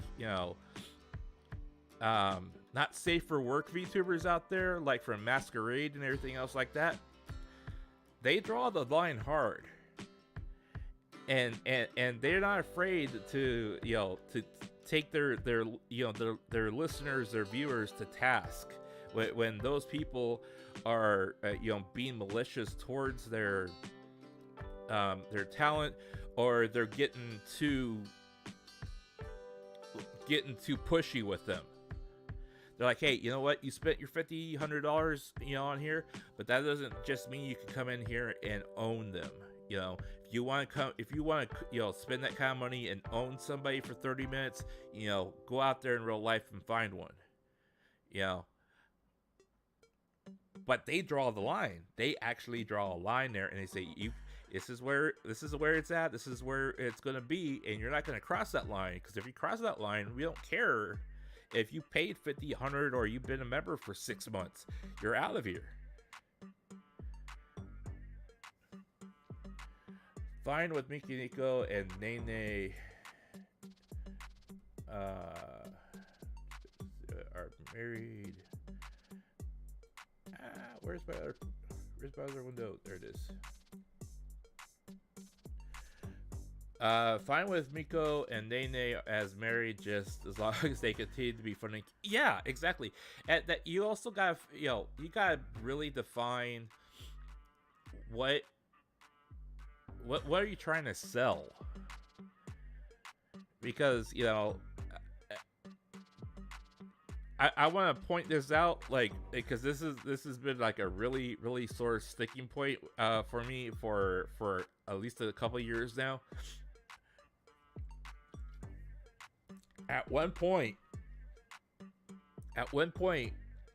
Hololive was literally having every single one of their talent trying to do ASMR. All of them. It didn't matter who they were. They were like, hey, you know what? We're putting you behind an ASMR mic. Even if they weren't exactly comfortable with it, or they didn't really want to do it. They had almost every single one of them saying, hey, you know what? You're going to do this. And if you hit it big with it, you're going to keep doing it. And then they started they started having them do all that ASMR stuff, and then YouTube starts shutting some of that down, and so they backed off of it. But now you have a lot of those QU heads that are sitting out there, those 3DOs, and no one's hardly using them anymore. And they spent like tens of thousands of dollars on equipment, and that equipment's just kind of sitting there now, and they're not doing anything with it. But what was the point of it, right? Or were you trying to push the more sexy central type of thing with your VTubers, or what was the point of it all? I really liked it where, like, Miko was, lost a bet or whatever like that, and that was like her punishment for the punishment game. She had to do an ASMR, stream or something like that. Yeah, that stuff is great. I really like that. Same thing with like Roboco, right? Roboco, and this is why I mentioned that stuff with Roboco, is because I know that she had been struggling with her throat for quite a while, and that she's been trying to get over, being sick.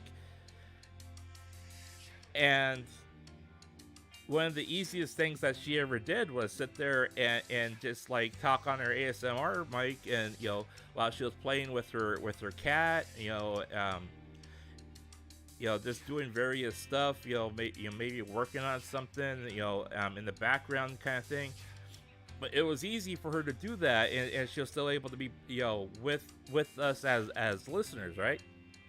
And that's one of the reasons why I've really enjoyed her kind of comeback with this, because I mean, she's really enjoyed Power World, and she's been playing that nonstop, and just sitting here there and listening to her talk about random stuff, I find that enjoyable.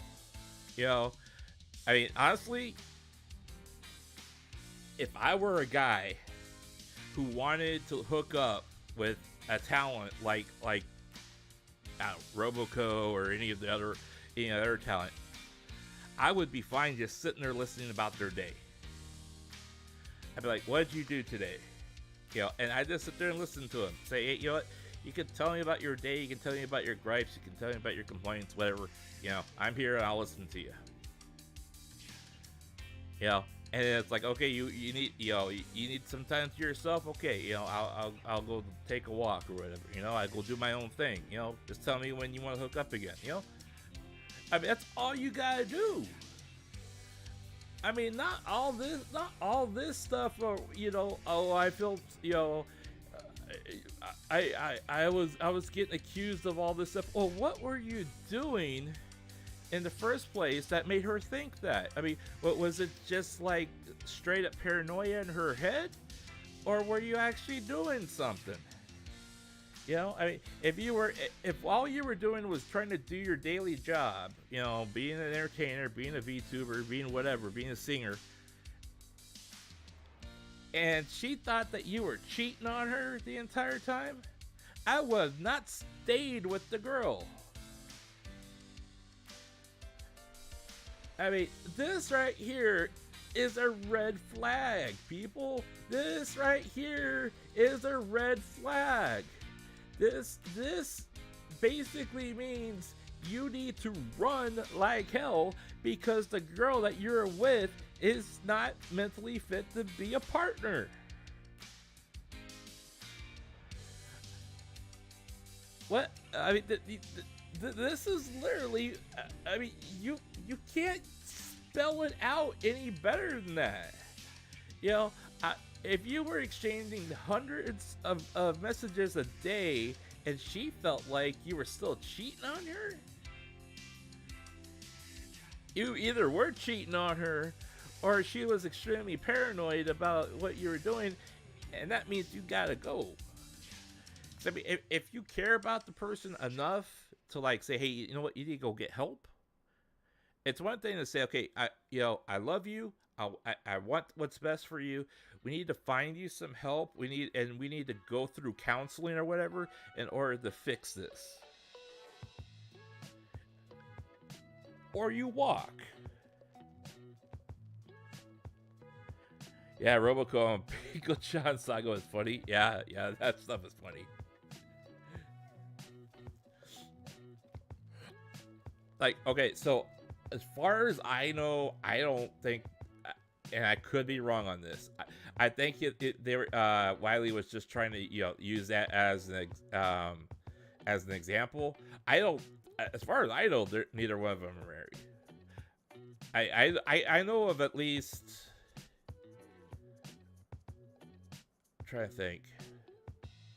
I know of at least 2 or 3 of them that are either like engaged or like silently married. But I don't really think that they were, Miko or Nene were part or one of them. But there's a lot of stuff out there that was said pre Hololive from those people that have already alluded to those types of things. So, and that's the other thing, if these girls are as popular as they supposedly are, how do you sneak around and have these kinds of relationships with them without people like stalking you or following you? I mean, you obviously have to have paparazzi. There's obviously paparazzi for because of the amount of viewership that these people get and the amount of fame that is out there. To be able to get any dirt on these people would they could sell it for a fortune, right? So I don't see where you can say we're gonna get married and we're gonna keep this silent and we're gonna have a 10-year career, and once we're 40 we'll both quit and say, yeah, we were secretly together for the last 10 years. That is a very, very, very hard secret to keep. And where's even the compatibility between these two? I look at these two and where's the compatibility? I mean, unless they're both like, moody offline. I mean, they both obviously care about the way they look, based on just how he makes himself up. And I know that Mikeneko has always had kind of a soft spot for guys like that. But I really wonder if that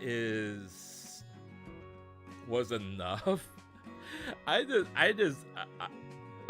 just like, still, I'm trying to wrap my head around the way this all went down, because I could see like two people, like if they're 18 or 20 years old and they do something like this, but I know they're older than that. And maybe just fame and money and the entire popularity thing just kind of they were swept up in the moment, maybe. But still, if my girlfriend was sending me hundreds of messages and told me, you better stay on Discord 24 hours a day so I can see what you're doing and I can monitor your actions. I'm surprised he didn't say that, she was pinging his GPS on his phone just to keep an eye on where he was actually at. I mean, my word. I will never stop saying how pathetic he sounds. Age does not... Hey, Spartan, welcome to the chat. Age does not necessarily imply experience with relationships. I'm living in proof of that. Pain pickle. Yeah. Well, and I get that. I really do. And I'm speaking more of experience and hindsight. When I was 18 years old, I was thinking, hey, I'm gonna marry my high school sweetheart. We're gonna get married, have lots of kids. We're gonna go to college. And make lots of grandkids for our parents and stuff like that. And my relationship with my high school sweetheart lasted 16 months. And then by that fall semester, I was going to college and we had broken up. So, I mean, that's kind of where that went.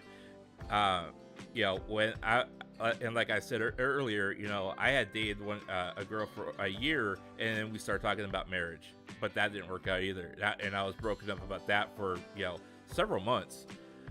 But, you start realizing, hey, I mean, there's more to life than just that. I mean, yeah, that hole in your life is there, but you have to, keep going, because otherwise you're going to stagnate, just like what was happening here. And you're going to be like stuck in this quagmire of, you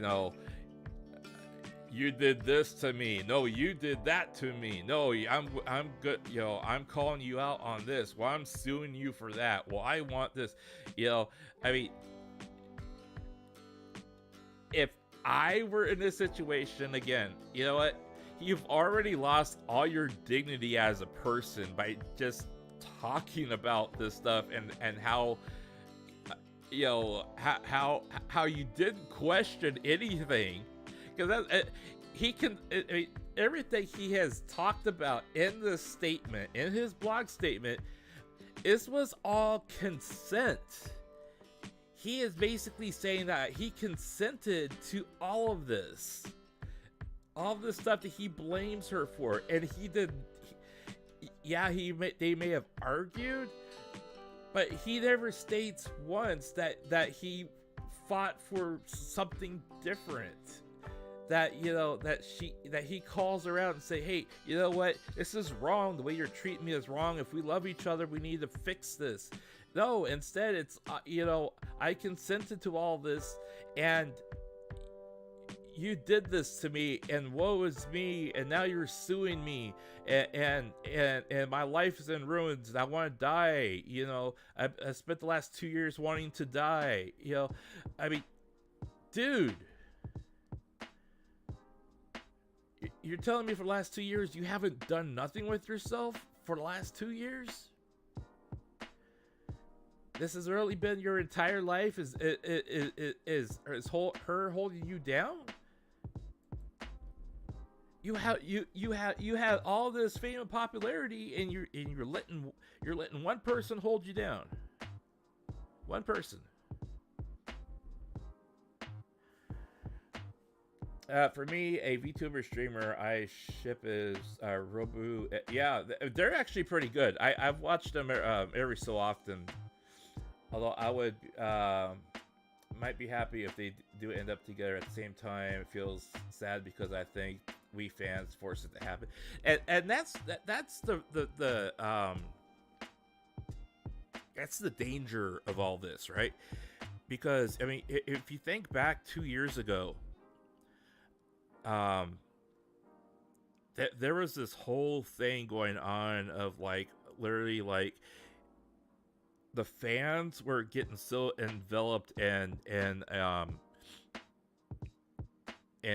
girl on girl love in the Hololive members, members of Hololive.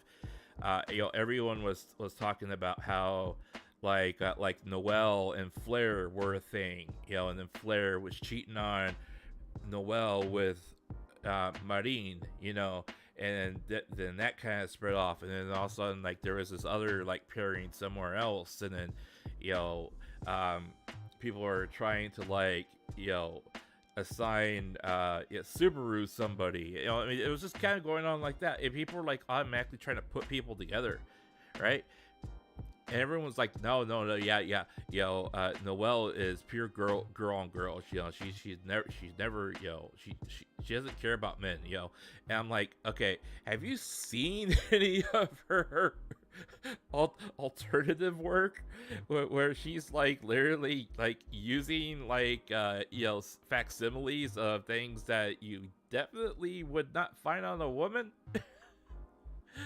Because if you haven't, I got a story to tell you about that. You know what I'm saying? I mean, there's just so much that just like no, okay, maybe she's bi, but I mean, anyways, it's like, you gotta stop that. I mean, yeah, it's great to like have people that click together, people that work together and stuff like that.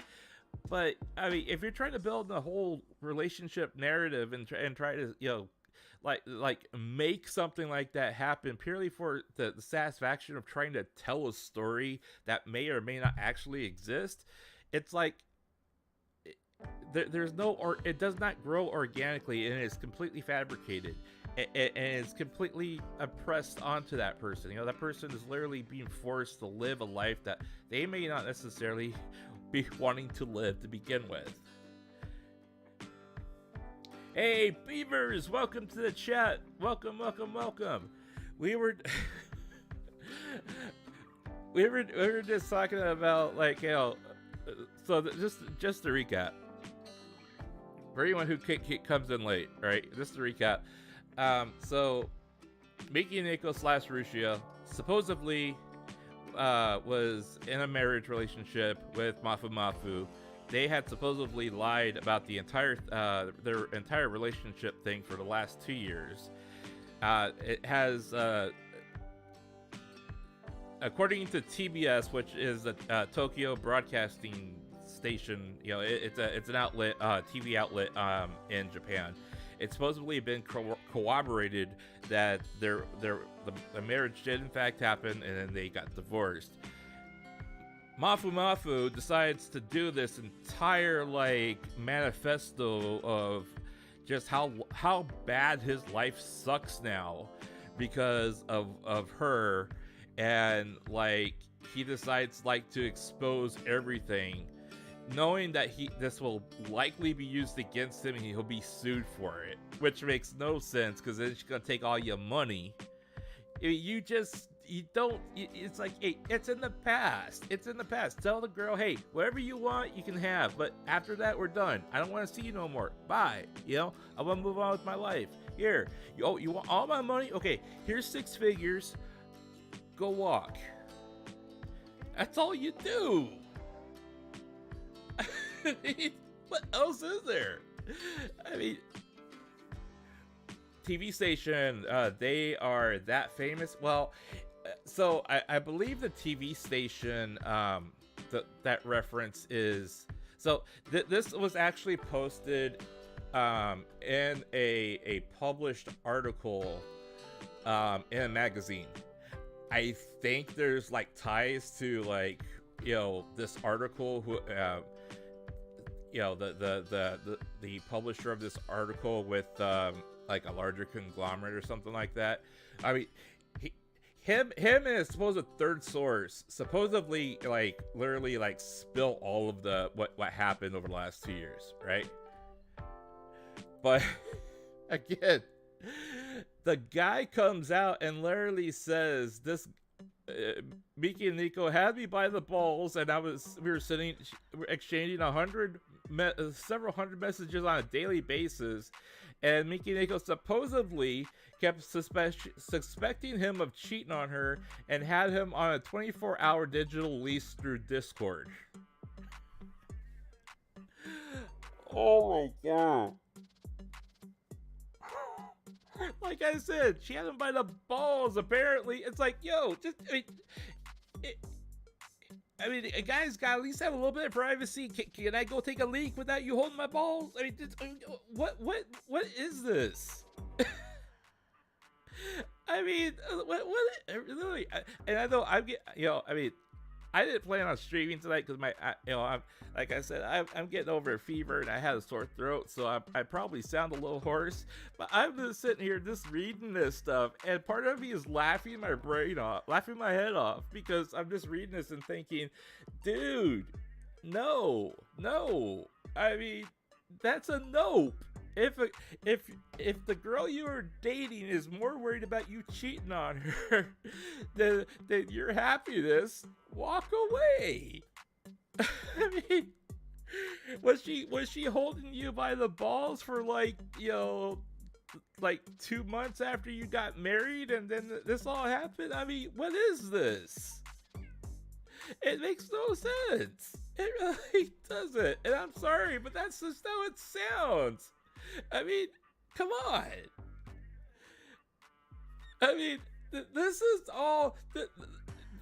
If you read this in its entirety, this is a pity party post on a blog on his website saying, I am so miserable. Woe is me. My life has been ruined, and my life has been ruined because of her. And I let this all. But he says that he let all this happen. He is complicit and gave consent to all this happening. So he has nobody to blame for but himself. But he's still trying to blame her.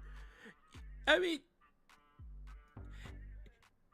you come along and say that you've been talking to her representative, and her representative has rejected everything that you've proposed to him. So supposedly her representative rejected the request unilaterally, saying, this is the time for you to restart your activities in a new way, so please refrain from announcing your marital status. Boom! Walk away! However, her representative unilaterally rejected the request and made no attempt to come to terms with us. Then walk away! I mean, God. Now, this 2010 here, I just wanted to say that, you know, when you have, when you're doing translation, sometimes, like, days and months come out really weird. So this is actually, like, May 2021. I could no longer stand the attitude on the part of her, despite her words, and formally filed for divorce. So let's get this straight. Okay, let's get this straight. Our boy here met Mikeneko somewhere in the lines of spring or summer. I'm sorry. They met somewhere in summer. By December, they were married. They royally screwed up their by having their relationship made public in February, right? So from February through May, his life supposedly fell apart, and okay, wait. So you were denying your relationship from February through May of that year. You were constantly denying about that, and you were making every length of effort to say that you were not together. But yet you were still digitally bound by the balls this entire time because she thought you were cheating on her. I mean, this timeline does not make sense. I mean, I want to get one of those like conspiracy board type things and say, look at the mess. It's all connected. But it's not. I mean, come on. I mean, you were still like, she was still holding on all the way to May, and then you decided to file the divorce? Wait a minute, if you were filing in May, how can you... Divorce isn't just like, okay, we're divorced now. You have to go to court. It was finalized in June. Okay, so from May to June, supposedly there was about a month, right? Between the time that you filed for divorce and the divorce was finalized, which means that after the divorce, you just let it go. I mean, what is happening here? I mean, really, I am about to lose my freaking mind because this is like, look, I mean, you're trying to give a, look, I will give, sorry, I call him Mufasa because that's the only name that comes to mind when I see his name. All right, so Mufumufu is trying his best to give us an outline of what he perceived as what happened from his own eyes, and I get that. I can respect that. You're trying to be, if you are trying to honestly be honest with your fans and give a proper perspective of what's happening, I get that. Thank you. I appreciate that. That being said, did you read what you were typing out before you hit the send button? Because I mean, this. I mean, if I was just like, okay, I'm done. I don't want to be part of this relationship anymore, right? We're gonna deny it publicly. I want a divorce. I can't put up with this. Why would you let her grab you by the balls from February through May? It was like, okay, you better not say that we're together, but we're still together, and I'm keeping my eye on you, even though I can't say that I have my eye on you because we're not supposed to be together. I mean, does this sound like any kind of common sense, man? This is not, there's no common sense in this. I mean,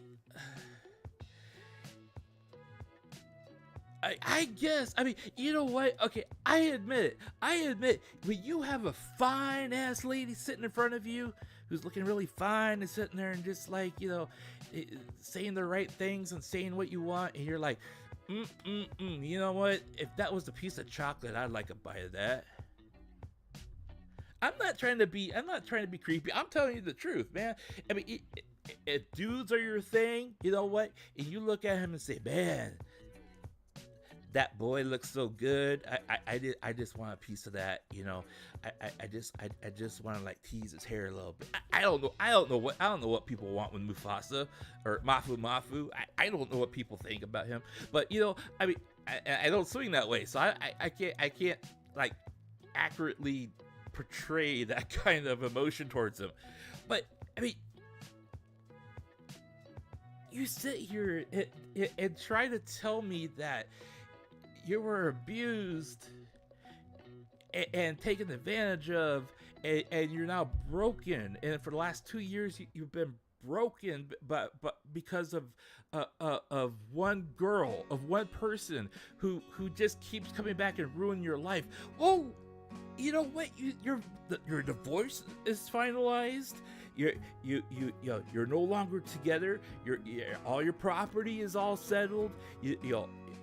All the stuff that needs to be thrown away has been thrown away. Why do you keep circling back to this? The only reason why you keep circling back to this is my thought. Okay, this is my thought about the whole thing.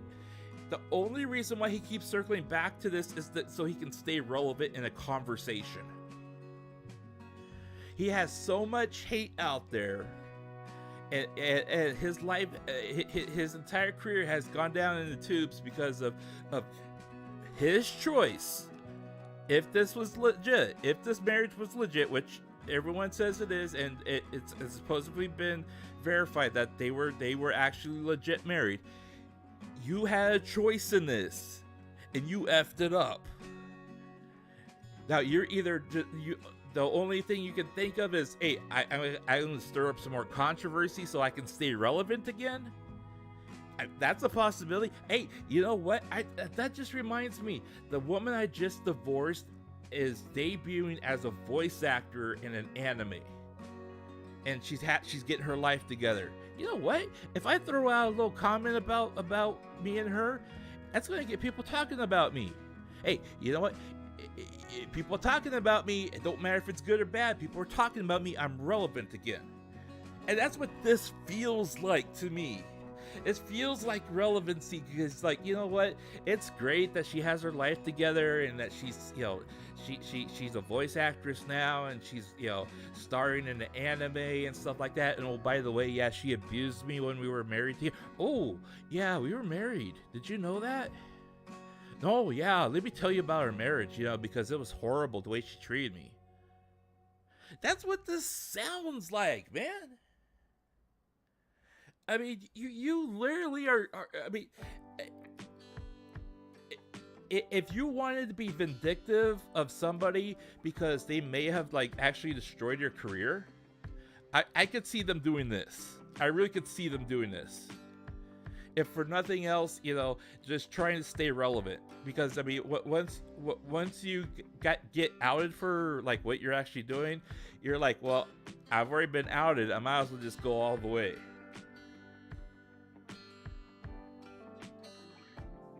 That's why they say yandere girls are only fun in anime. Oh man, you know what?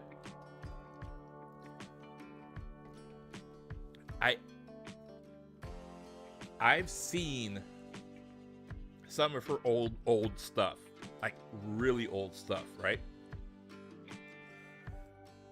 And you can tell from her old stuff before her whole life, she was struggling with something.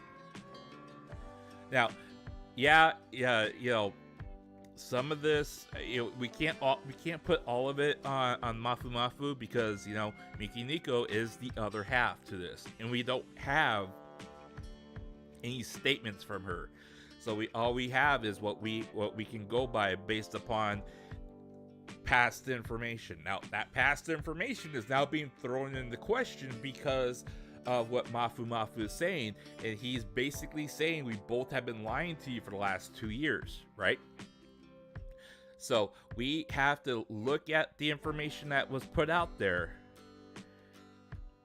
and establish what is actually true and real that we can verify with our own minds and eyes and head, and then see what her statement is in response to this, if any. All right. But that being said, we already know, based upon experience and what she has done in the past, and I've covered it extensively on my channel, that she has and will always be struggling with mental health. We know that. We also know that she has major cycles, that she goes up and she has high cycles of mental activity where you can literally get destructive because you think you're invincible and you can actually do things to ruin your life because of the highs that you get to, and then you got the really, really low lows where you just want to end things, period.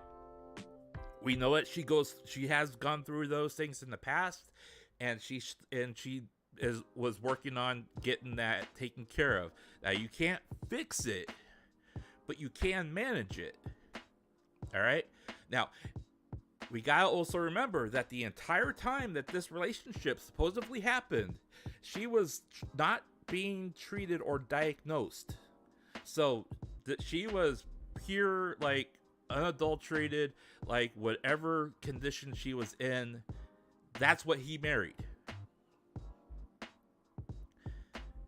Now, what he married may not have been what he thought he was going to marry, because when you have manic depression, which is also called bipolar,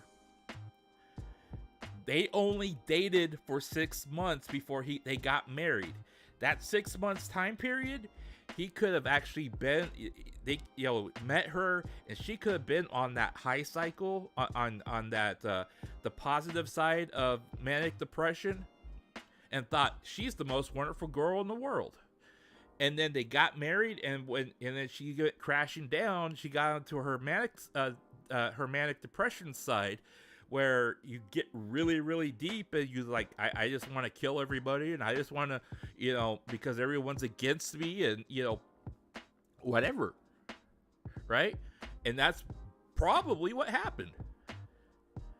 He finally saw the downside of her cycle that was undiagnosed and untreated, and then that led to everything that happened that following year. And the only way you get that taken care of is by treating it with therapy and with medication. And there were so many people who were against me, people like me, saying that. But as soon as she went out and did that, she got better, and that's why she was able to bounce back as good as she did. Hey, Marko, I was surprised this still not over yet. Yes, welcome to the chat. Thank you for dropping in. Yeah, this is Act 3 of this of this Lord of the Rings trilogy. Only this is Lord of the Rings, the desolation of Rushia and Mufumufu. Oh man, I thought they were still in the process of divorce. According to, and I've translated this through a couple of other translation, readers and everything else to make sure that this is as correct as we can get. They started the divorce proceedings. All right, they supposedly divorced, legally divorced in July. And mind you, again, the translator messes up this. It'll say 2010, but this was like actually late July 20th, and there was no monetary payment to either party. At the beginning of the divorce proceedings, she did not agree to the discussion, citing poor health, and once again, she unilaterally demanded money and other things from him. And quite frankly, at the time, it literally looked like he screwed her over, because he was still making tons of money streaming when she was in hell. So she was probably seeking monetary damages for loss of work. When talk stalled, allegations that she had been two-timing him during the relationship came to light. And he tried to corroborate that with screenshots of text messages, and those messages did not fall in any kind of shape into a relevant timeline. They were actually, I think they were like from 2 years prior. So I don't know what he thought he was going to be doing with that. But and that's why at the end of the divorce that was finalized, there was no monetary payment paid for each party. Um, so they divorced. They finalized it in July of that year, and that was 2021. Yeah, 2021. And then she supposedly the house that he bought, you know, him only making six figures, and she's making millions of dollars, but yet he bought the house, which made a lot of sense. He claims that she even left the urn of the cat that she was taking care of, and she got so depressed about when it died, and she didn't take it with her, supposedly. So, and then he claims that she was talking to another guy online, and supposedly that was the guy that was two-timing him. And I mean, I saw a lot of stuff that was supposedly back and forth, and a lot of it seemed like they were coming from either fan accounts of she individually reached out to him because they spent a lot of the guy spent a lot of money on her or something like that. But yeah, this is yeah. And then he claims that Mikeneko staged harassment online. Yeah, it's just like all over the place. It's like, dude, come on. Okay, so let me catch up on here.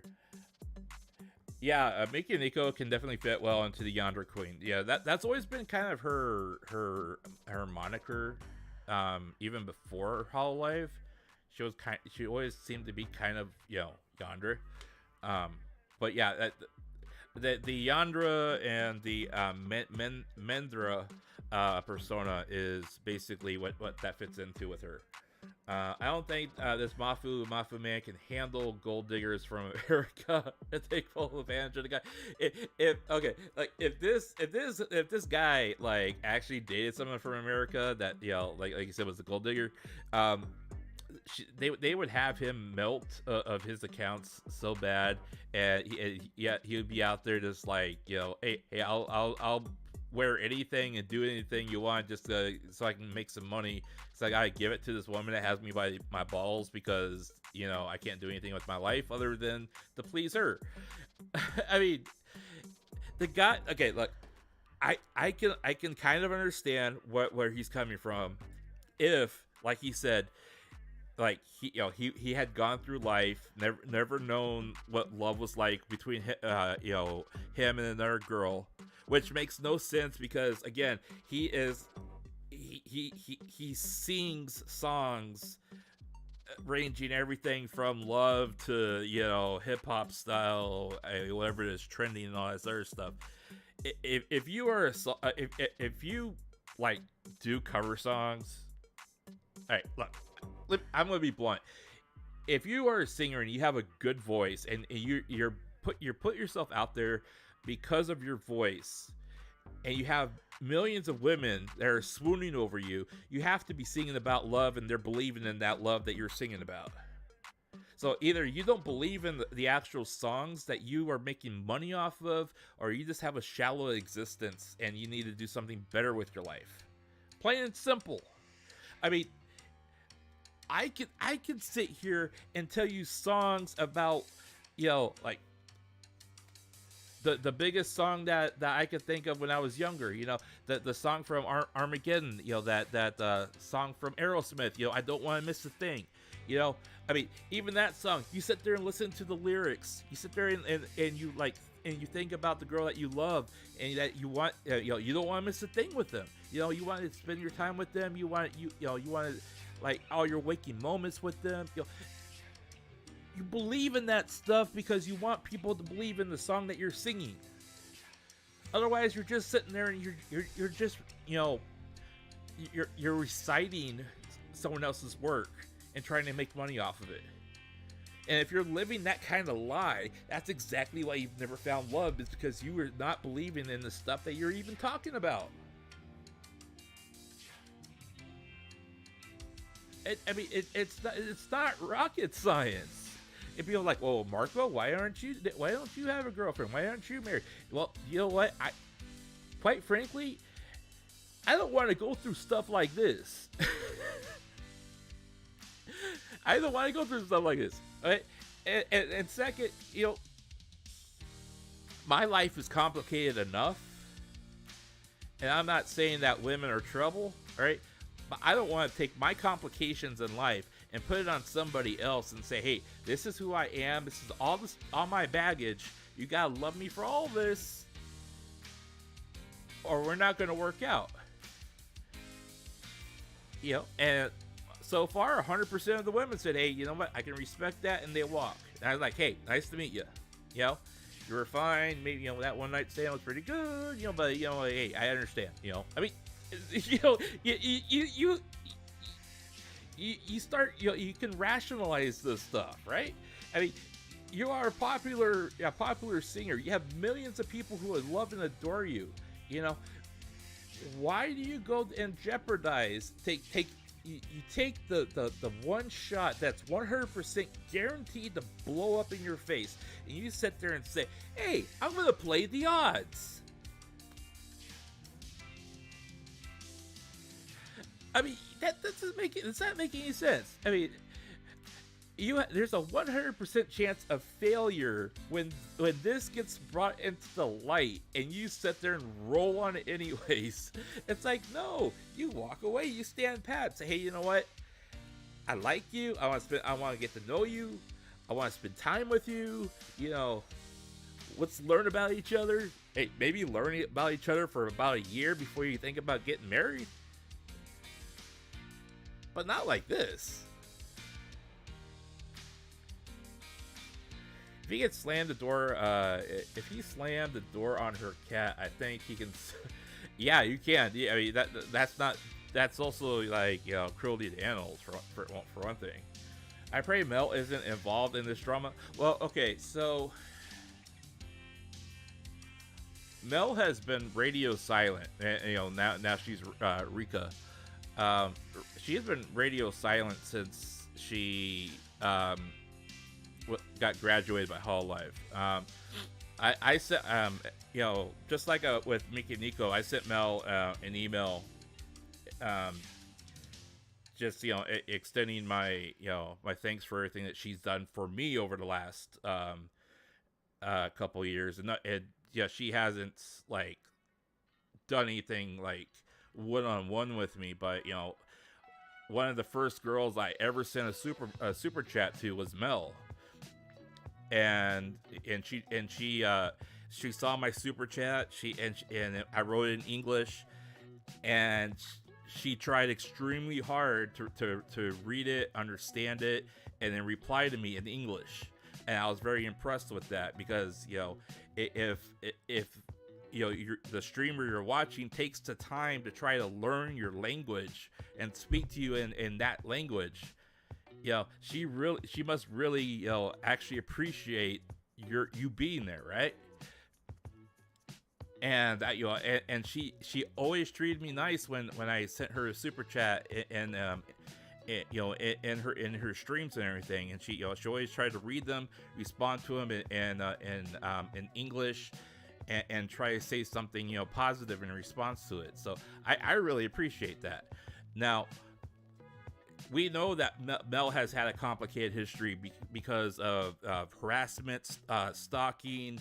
There was a problem with a former classmate. There was a guy that was stalking her in real life. There was several cases of people slandering her. I already can tell you right now that if you are still part of my Discord server, there was a lot of content that Mel had done even after she started with Hololive that is not family friendly. To put it bluntly, it's not family friendly. But she did start toning that down significantly after the whole stalking incident and the fan slamming her. Not fan. The former classmate that was slandering her and all this other stuff. She really toned that stuff down after the fact. But I mean, she did a lot of stuff in her content that was like the real girlfriend experience, but on another level. You know what I'm saying? So, but as far as everything else is concerned, you know, I have not seen any chatter about like anything more detrimental to like what Mufumufu is doing. You know, that doesn't mean that, you know, I'm missing something out there, but I haven't seen any chatter. I haven't been able to corroborate any chatter about what is actually going on, if anything, behind the scenes. You know, more than likely, you know, if she has any contracts or any you know, agreements that she has to fulfill before she, you know, they completely sever ties, they're probably doing that right now and making sure that they, you know, have all that stuff agreed to. But I'm hoping that Mel and her situation is a lot more transitions a lot better than what happened with Rushia. You know, according to what she has written in the past, well, not in the past, like one of her last messages publicly, you know, we do know that she was struggling with her mental health as well, and that she was going to seek you know, help with that and try to get all that stuff situated under control and everything like that. And you could kind of feel in her content like she wasn't all present towards the end, and there was a lot of start stop, and the girl worked extremely hard. And that goes for, you know, for Mikeneko as well. I mean, they both put a lot of effort into their character and character development. You know, I have always told people that a lot of VTubers put on an act when they're in front of people. And, you know, and people are like, well, of course, yeah, duh, you know, you're not really a wolf guy, you know, and you know, she's that, you know, that this person's not really a vampire, etc. And you know, it goes beyond that. You know, in a lot of cases, VTubers put on, you know, it's not just that, you know, persona or character that they're trying to portray as an avatar, but they also put a lot of thought into like what they talk about, how they talk about it, what they say, what, you know, what they're doing. I mean, look at Picora, you know, Pico, you know, you know, Mel was always, you know, her one of her inspirations was, you know, from Vampire to Rosario, and that's why she, you know, she really embraced the character of being a vampire, because, you know, that was, you know, kapu, you know, stuff like that, you know, that borrows exactly from that anime and that manga series. And she really, I think she really tried to embrace that kind of thing from there and learn and draw from those characters, and put that into her persona. But it's like that with a lot of people as well. And so you start living kind of a double life. And yeah, even for me, I mean, I usually come across straight across as, you know, I am who I am. 90% of what you hear is, you know, the real me type of thing. But even me, I sit there, and there are times where like I start getting my online persona confused with my actual person. You know, I'll pick up the phone and I'll start branding myself, you know, with you know, telling people, you know, thank you, hello, you know, thank you for calling, you know, Marko Yamashita, how can I help you, type thing. You know, I'll start doing stuff like that, and I'll start, like, you know, have to really do a mental check and say, hey, wait a minute, I'm talking to so and so, you know, I need to talk differently to them, you know, and that's just how it goes, right? But that's where the dichotomy of the entire situation starts falling into a very gray area, where people start literally, they can't find the line between where reality begins and the VTuber and the fantasy ends. And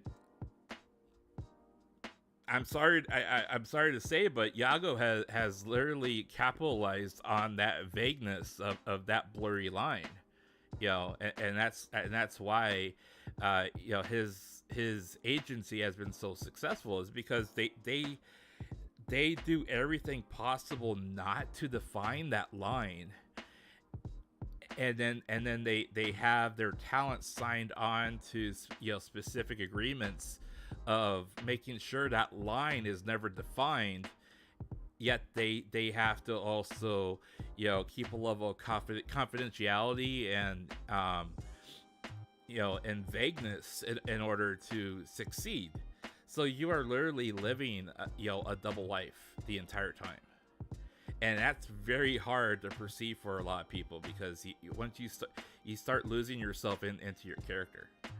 And I think in many ways, Rushia and Mikeneko, she embraced her mental illness with what her character is, and when she hits those highs and lows, her personality, it's almost like you have a multiple personality disorder, where that personality starts kicking in with those highs and lows, and you start expressing yourself as that character. That's why a lot with like Hachima, for a perfect example, is she has struggled with a lot of mental illness stuff as well, and people really try to downplay it because they want her just to be larger in life, but in reality she had not only physical but also mental issues that she was working on, and that's why she was gone for so long. But there were times where you could actually tell that she was really starting to lose herself in her character, and that her character had literally just kind of consumed who she actually was. And it was getting to the point where you really start feeling like she was putting herself in danger, because she could, it felt like she couldn't even tell where, what was reality and what was fantasy anymore. And that was how people get really concerned about VTubers, because you really want to make sure that they, at the end of the day, they're there to entertain you, but at the same time you also want to make sure that they are actually alive to see the next day. The cool 2T, welcome to the chat. Well, some VTubers conspiracy theory may find ways to connect them with content. Yeah, exactly. 2024 has been a wild one so far with graduations. Ophelia Midnight is going to graduate, and Palma graduated. Yep. Oh, I did not know about that. There's just so much happening with like Niji that I completely lose track unless it's somebody I know off the top of my head. 2024, like I've said, like I said at the beginning of the year, I had predicted that at least 2 people in Hololive were going to graduate. I did not anticipate Rushia making another appearance from the great beyond, but I still think I still believe that there's probably going to be one more graduation this year, whether it be on their own terms or not. I have a suspicion based on the chatter I've seen, but according to, if the economy stays the way it's beneficial towards cover core, there is supposedly going to be 2 generations that will debut this year, one JP and another one for EN. But that kind of also depends, because that type of forward outlook was made before the current EN gen debut. So, but the way that the way that the corporate outlook is for 2024 is supposedly there's supposed to be 2 more generations debuting. Now, you know, when that statement was made for their projections for up to this the end of 2024, I don't believe Regloss was debuted either, so it may have been referring to those 2, but supposedly there's supposed to be 2 more generations. Now, I'm just hoping that they don't oversaturate the market, even though it's already oversaturated as it is, because, I mean, you keep pumping out more and more, content creators, and you start diluting your fan base. And you really have to start looking at, okay, well, so when is, when have we diluted enough to where we're being detrimental towards ourselves? You know, and that's where I think a lot of things are happening with Niji, is that they overextend themselves as a corporation or as an agency. And that's why you're starting to see so many cuts and so many, departures, because they have overreached, and it's not sustainable for them to have a lot of people when you don't have the people, you don't have the customer count to keep up with it. And that's why you're starting to see a lot more of these smaller agencies fold as well, because they just can't compete with the big ones, the big people out there, and they haven't promoted themselves well enough or even gotten the level of talent that they need in order to sustain the agency itself. And that's why you're seeing so many departures. But that's why you're also going to be seeing either them being absorbed into the bigger companies like Cover or Any Color, or like they'll be like Videre, and go off and start their own thing and just be kind of a co-company type of situation where you make your own thing. And you if you're able to find your customer base and your fan base and you're able to sustain it, then it's perfectly fine to go off on your own and not be part of these big companies. But you really have to be able to know and see that you have that sustainability out there.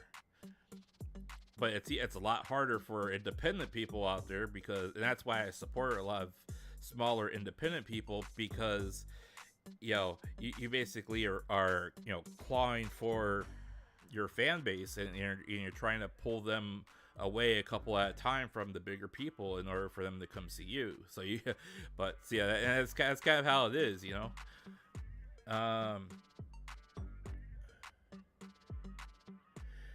Are they really? I know that they did. Weren't they down to like only one or two talent, and then they were looking at rebranding themselves or something like that?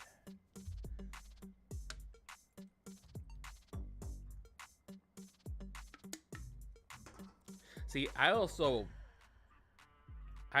remember that there was a time, and this was after she signed on with Bizojo, that Mikeneko was looking to, wanting to establish a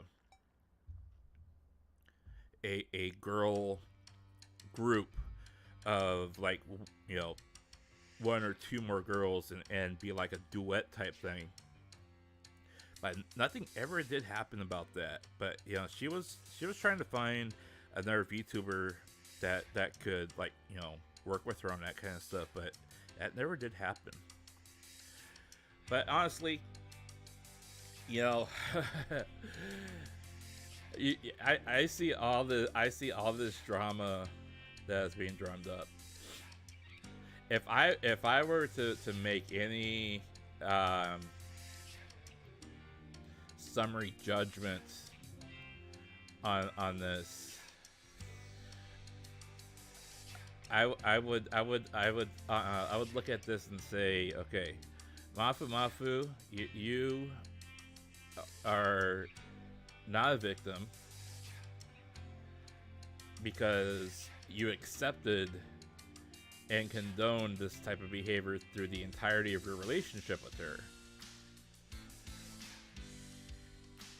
And the only thing that you likely didn't condone or put up with was everything that happened upon divorce and separation. I do not see Mufumufu as a victim on this. Now, I'm not saying that Mikeneko is the victim. I think that they're both guilty of the responsibility of this failed relationship, and they're both also guilty of allowing this type of thing to drag on for this amount of time instead of letting it go. Yeah, I mean, if everything has already been separated, there no monetary stuff is supposedly sent anywhere. Stop talking about each other and move on, right? That's all you gotta do. It's not that hard, really. It's not that hard. IRC sometimes divorced process talk. I believe you have a non-disclosure too. Both sides agree. Yeah. Lots of victims here saying to those who believe they have a chance with Mikeneko. Yeah, I've told.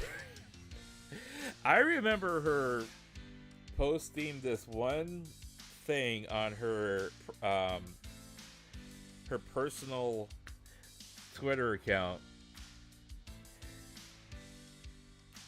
where she she posted there was some person that some Japanese psychologist that posted something about relationships, and she was like, why can't I find somebody like this? Why can't why is everyone gotta take advantage of me or be mean to me or whatever? And I'm like, well, for one, you keep going after the wrong type of guy. And the type of guy you're looking for is not going to be someone like Mufumufu. I mean, I'm sorry, they're not, And everything that she's done over the last couple of years, it makes it sound like she's been hanging around with the wrong crowd, because, everyone wanted a piece of her when she was on top, but then everyone disappeared as soon as she hit rock bottom. I'm like, well, who are your friends? Who are the people that have really been there for you? Who's the people that keep trying to be there for you and you keep ignoring them? I mean, you got to start looking at who's actually there and trying to give you sound advice or positivity and positive reinforcement, and stop going after the people that are bad. If it hasn't worked the first time, it's like if it doesn't work to begin with, why do you keep trying it? You know what I'm saying? The only ones waiting here are those that are into NTR. Yeah, that scenario.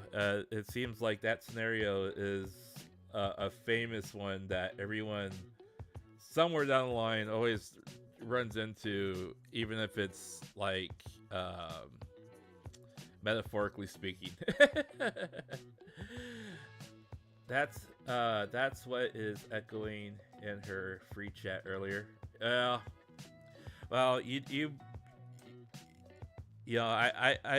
I tend to avoid those free chats because I think a lot of times they're just plain filled full of toxicity or spam or both. And honestly, if I sat up a free chat and I was like, if I was her and I sat up a free chat, knowing her personality, she'd be so obsessed with like who is talking bad about her that it would literally keep her awake at night. And that's where you really have to kind of switch it off and say, okay, I'm done, and that's what I do a lot with Twitter, or X now. I'll post something on there, see who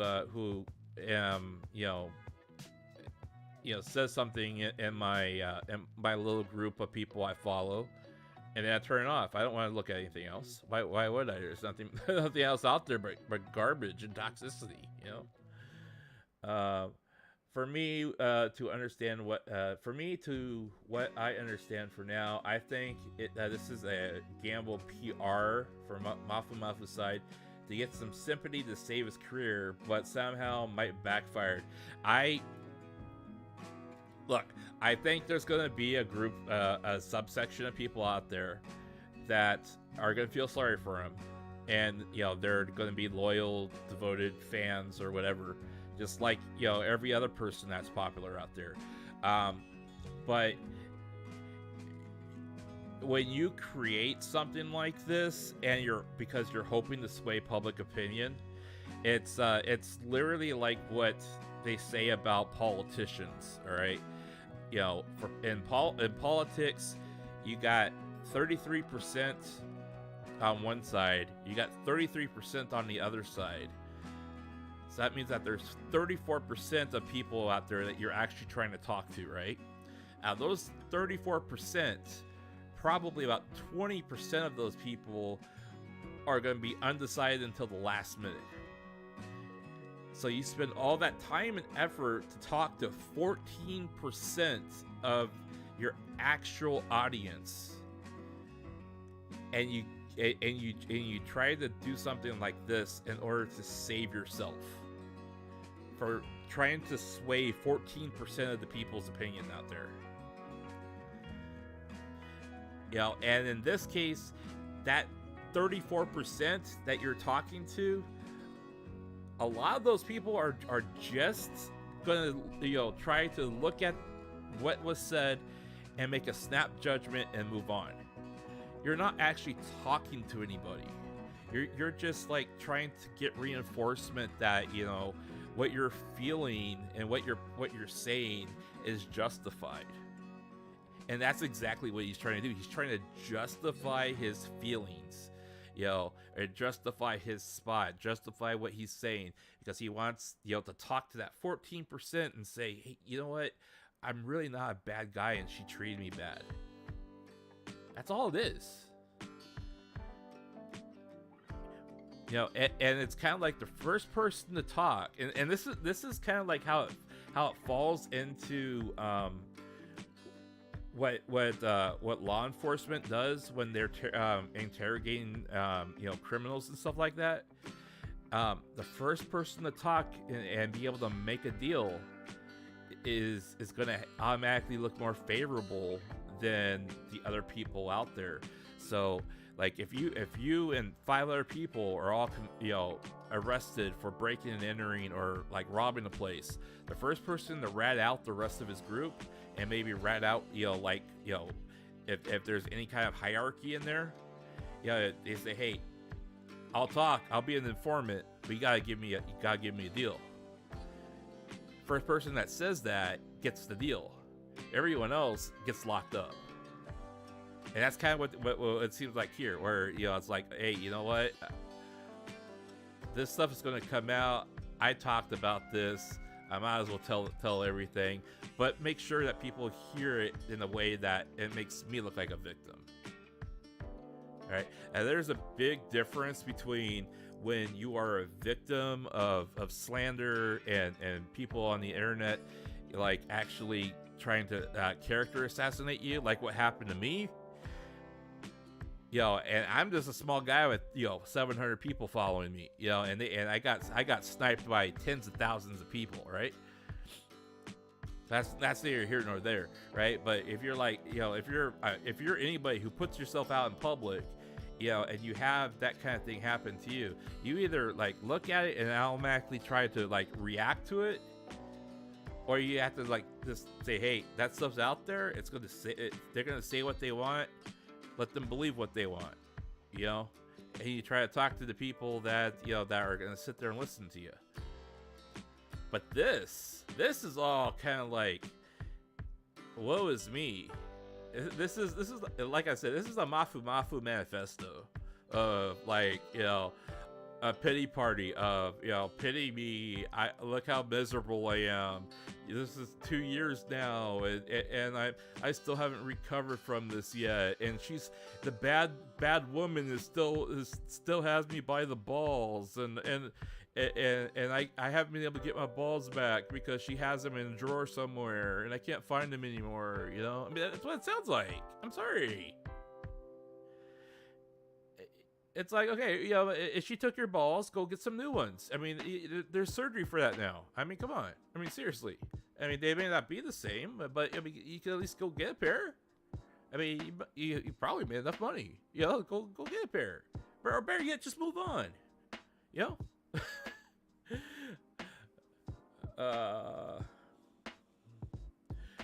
Saw you in the crosshair, man. You know what? I got sniped so hard, but you know what? I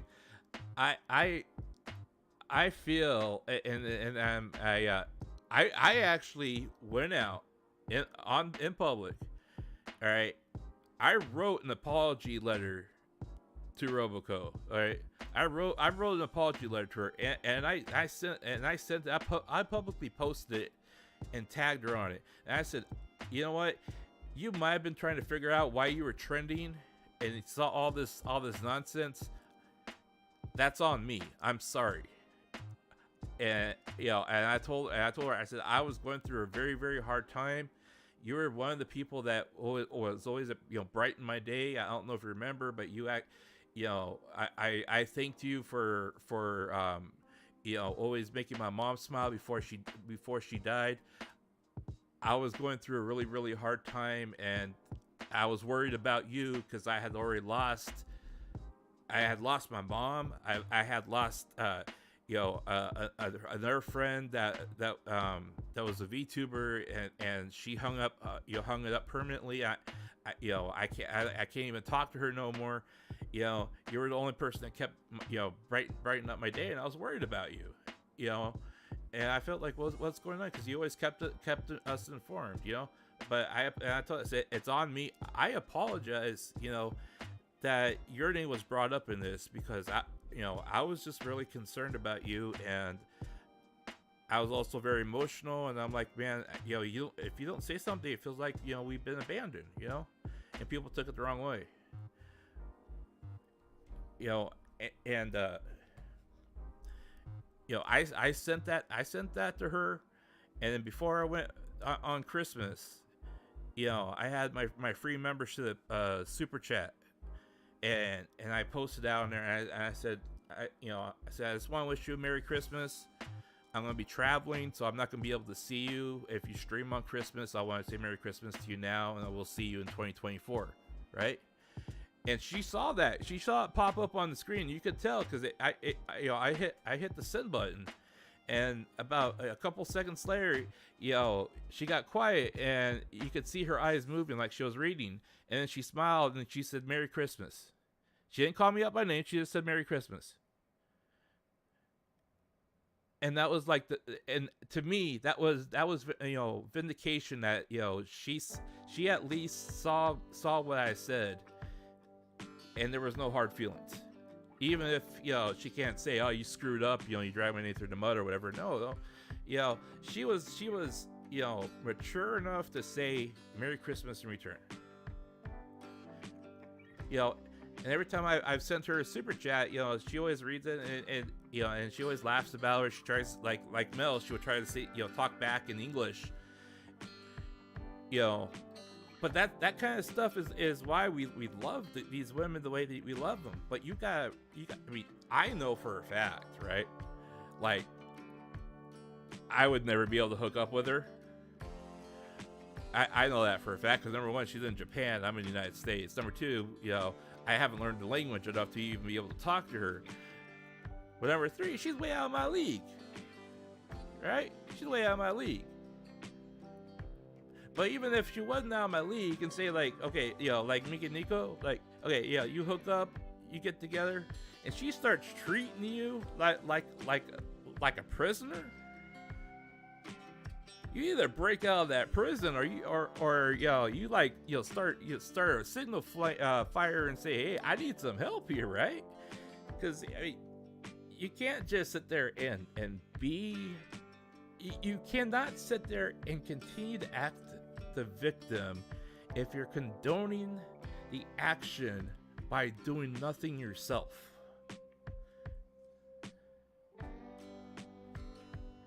You know what I'm saying? He legit sounds hurt. He does sound hurt. I admit that. I will admit that. And I get it. You know, he's younger than me. I know he's younger than me. So I can kind of understand where you think you might have found somebody special. You think you might have found that soulmate. But as soon as you start realizing that person is not who you think they are, you gotta bail. Either that, or you gotta sit them down and say, hey, I love you.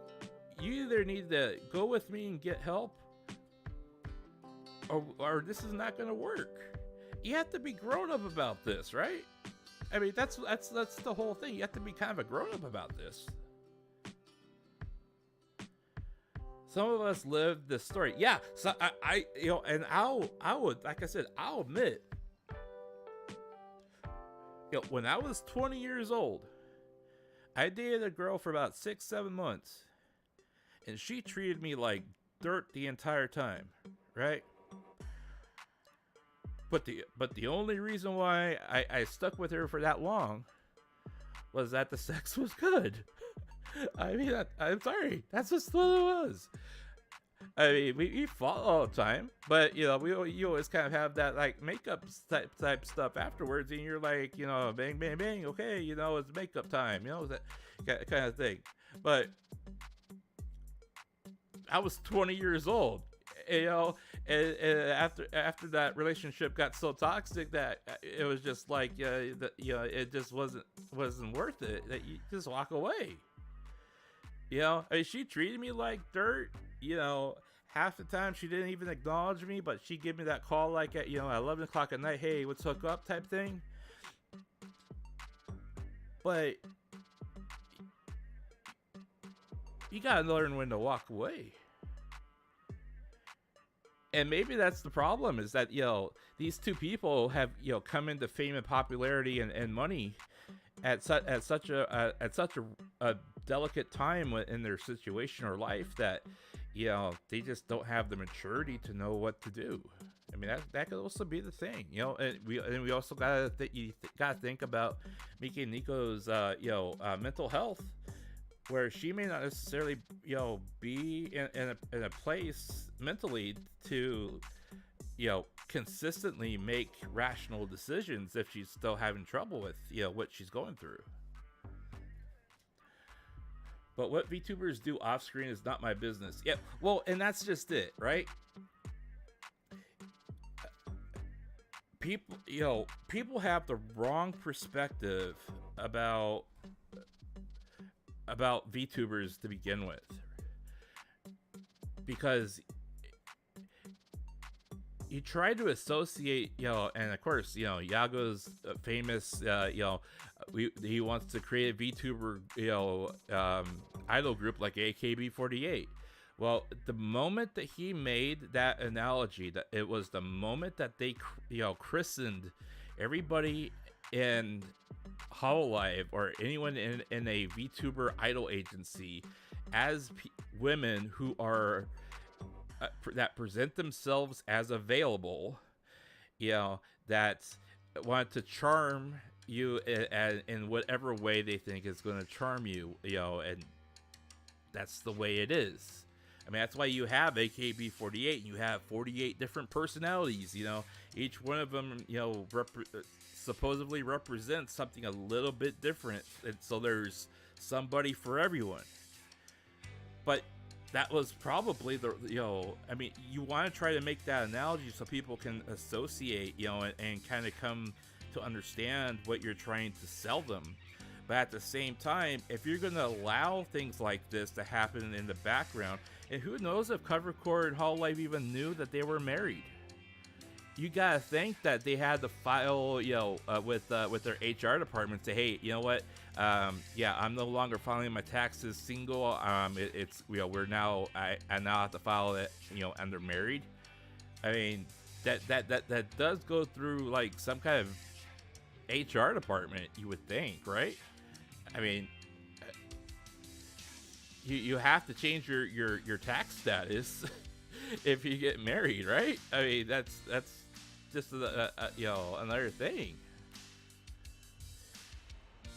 Marko, they say that Samsung S24 has the tech to translate in real time. I am actually looking at buying the new Samsung here on the 30th, but I gotta go to my I gotta go in because my old contract basically bundled my iPhone and my old Samsung, you know, as far as like minutes and data and all this other stuff, and so they can't do it online, so they have to do it in the office. But I'm actually going to go get the new Samsung here when it comes out. And they always have them in stock here because, you know, I live out in the middle of nowhere. But when next Power World string? I watch Amy's, mostly Jared game. Still seems fun, but still many bugs. Yeah. So I am going to be playing Power World. I believe. Let's see here. I will be playing Power World this weekend.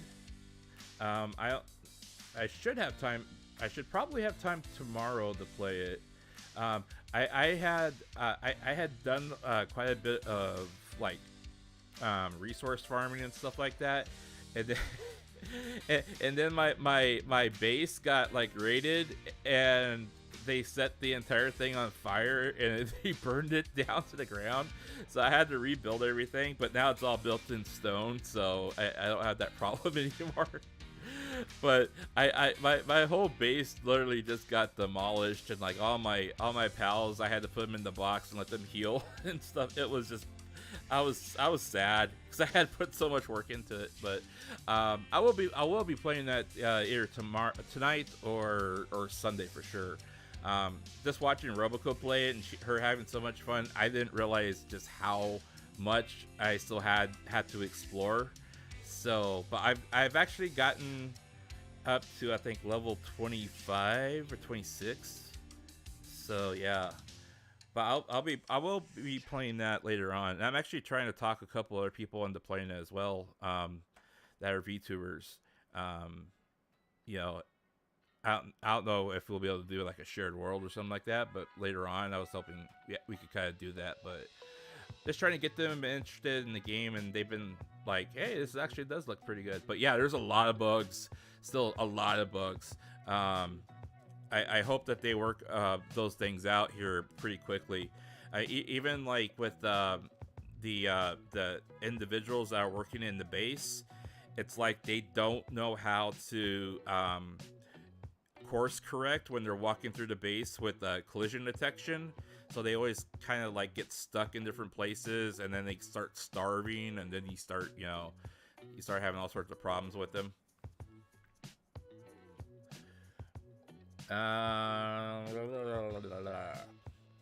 Her free chat just started blowing up right now. People are saying new information just came about that Corey said some. Ooh. Corey. I have not heard that name in a while. Well, I haven't been looking for him either. But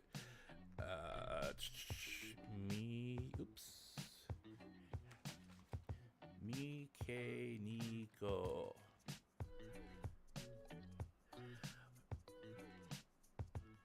Wait, Mikeneko is not 3D.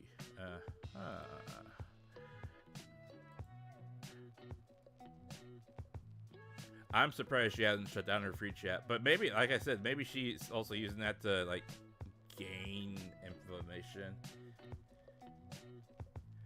Mikeneko is what? Wait a minute. Okay, they're saying that Mikeneko is in the hospital.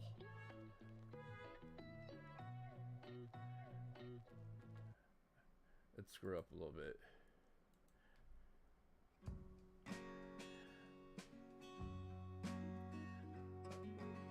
Muff seems to have solid evidence, so I couldn't tell the difference between Mikeneko and her husband.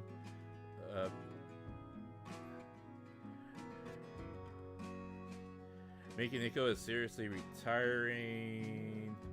Yeah, I love how this person's name is Mikeneko loves slander.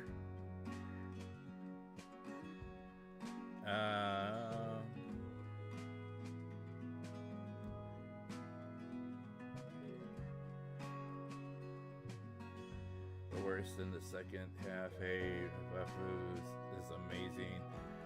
Yeah, there seems to be a lot of trolling. I am honestly, if she is seriously in the hospital, that would be kind of sad. Let's see.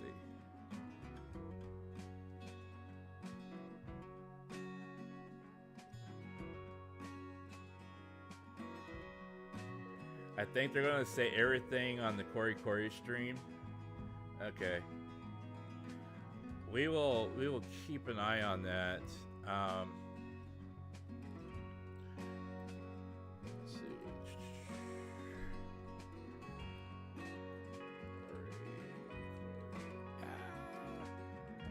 Cory. I am not gonna sleep tonight. Yeah, I find it fascinating, right? That like this scumbag here somehow like actually like suddenly gets all the info dump. I mean, this dumbass like gets millions of views each time because he like outs various people, private life. I wish I could do that. He has no stream set up, but I'm assuming he probably talked about it on Twitter. Maybe. Let's see here. 21 hours ago.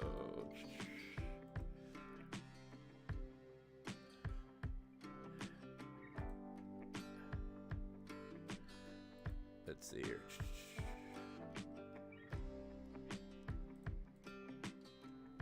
It seems that the marital trouble between Mufumufu and his wife, VTuber Rushia, who I have been consulting with since last year.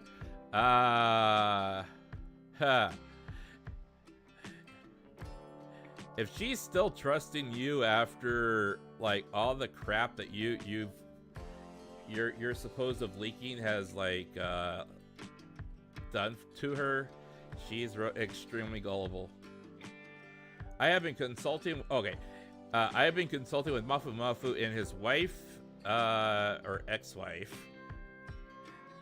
since last year about their marital troubles, which have finally appeared in a weekly magazine. So, as soon as I get permission, I will address it on air. He supposedly got permission to address it on air.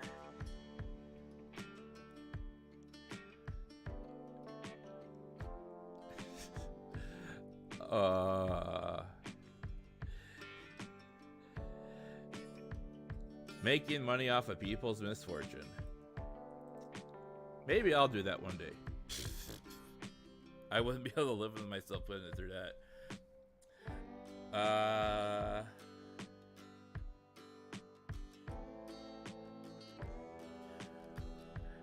How can they still trust to say personal info? I don't know. I really don't know. But what I do know is that Mufumufu does seem to be like really tight with Cory. It could be because Mufumufu, his masters are also probably together with Cory. Because you gotta remember, Cory has his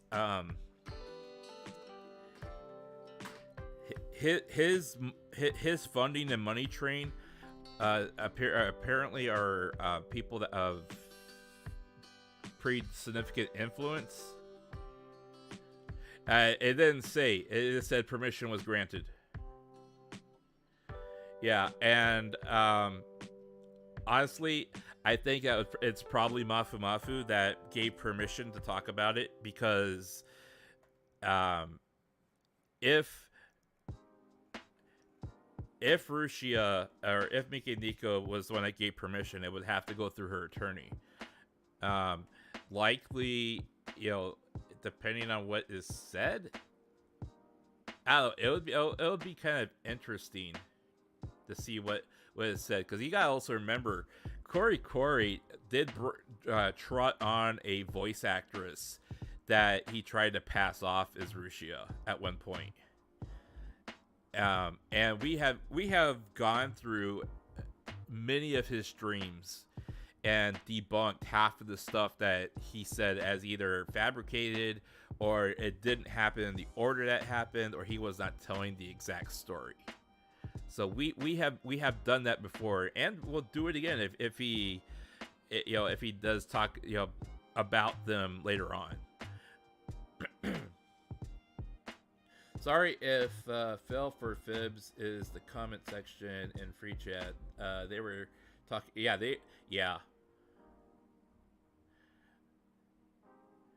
No. That's fine. It's kind of good that you said that, because I never did check. What was going on, but apparently Corey is going to say something later on tonight around, I think, like 10 o'clock JST. So that would be probably about about 6 o'clock my time. Well, I've already been awake this long. I might as well stay awake. Oh. But yeah, so what we'll do is, I will, if he does stream and talk about this, we will definitely take what his info dump is and dissect it with a fine-tooth comb. So he says he's going to talk about it.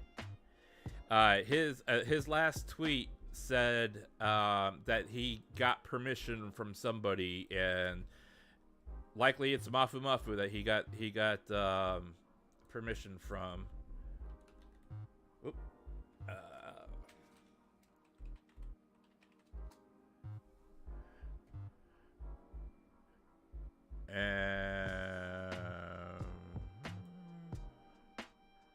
Yeah, this one right here.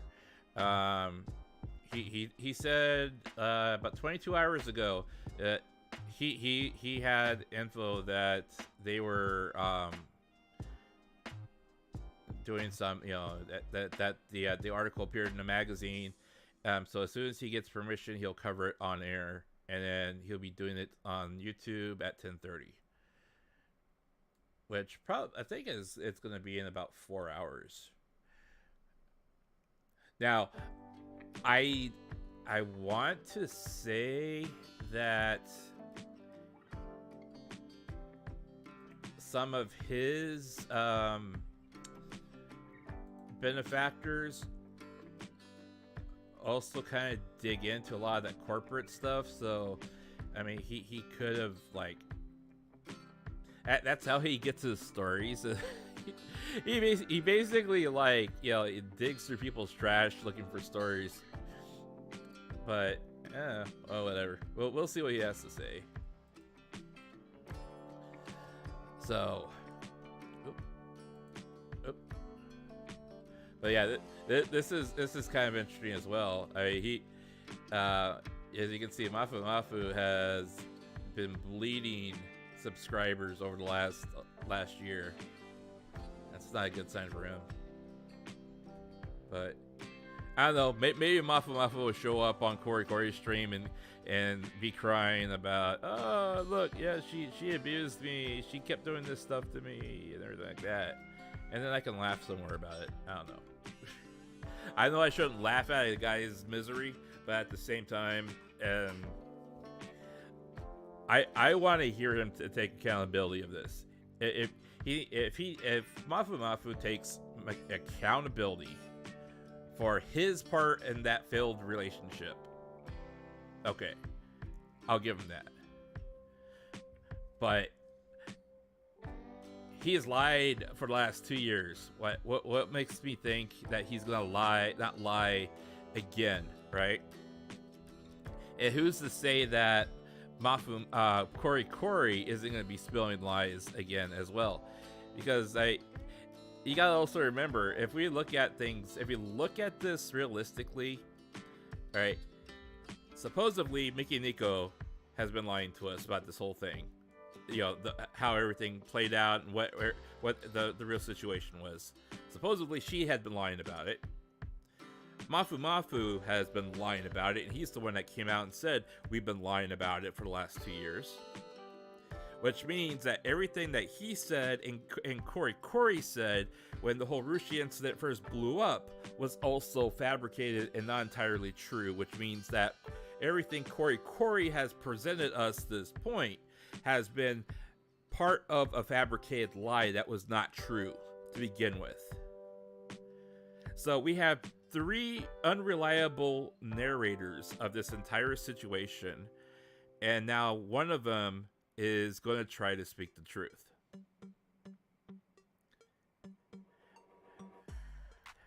Hello, welcome.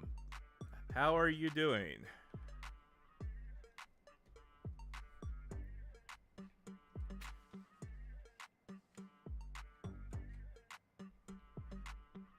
Happy New Year, yes. Happy New Year to you too.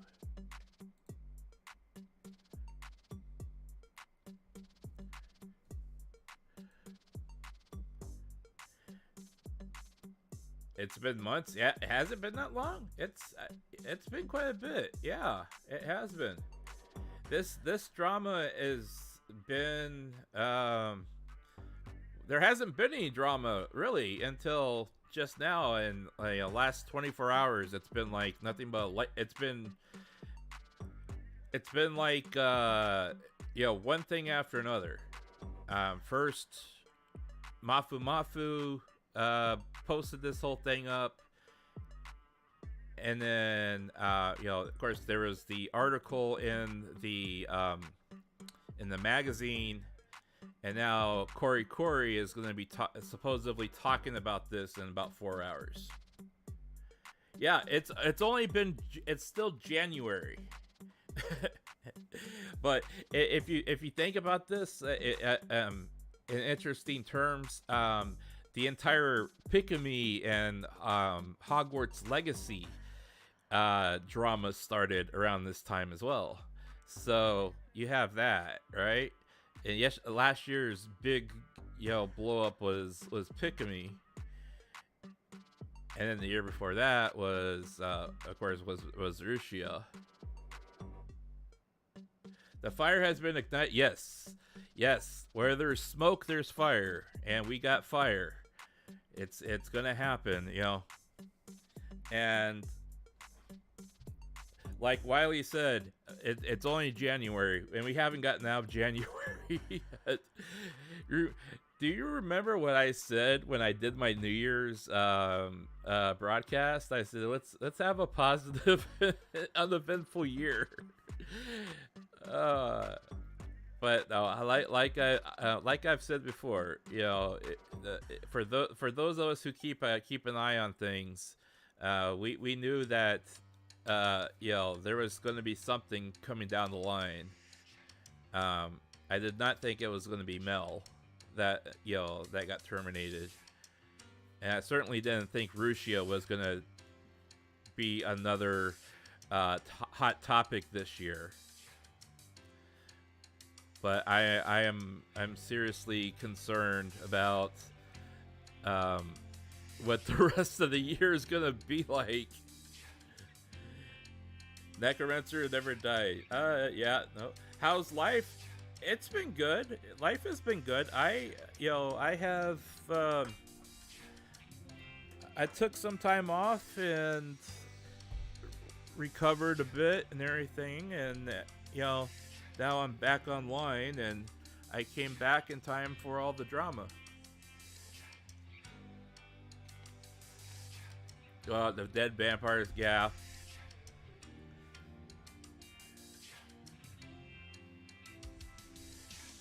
Yeah, K-San, definitely.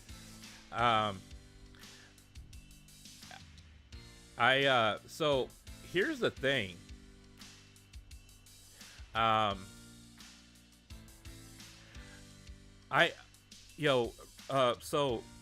Changing topics just briefly. So Rika, Mel, also known as Rika, and outside of Hololive. I know that she had spent the last 4 to 5 weeks revamping her entire channel, her non-Hololive channel, both on YouTube and on Nickel Video. I don't remember if she ever streamed on Twitch, but mostly she spent a lot of time on Nickel Video and all those other outlets. But she has a lot of fans out there, so I know she's gonna be fine. I mean, her other channel grew by about a couple 100,000 as soon as it was everyone else found out where her other channel was. But with Mikeneko, it's very hard to tell exactly what she's going to be doing, because it always seems like she is, she puts her attention into one thing and then she loses her attention in that, and then she moves to another topic, and then she moves to another topic. And it's kind of like where she always seems to not quite finish before she moves on. Why does the ones that get terminated or left are like dark close element? Well,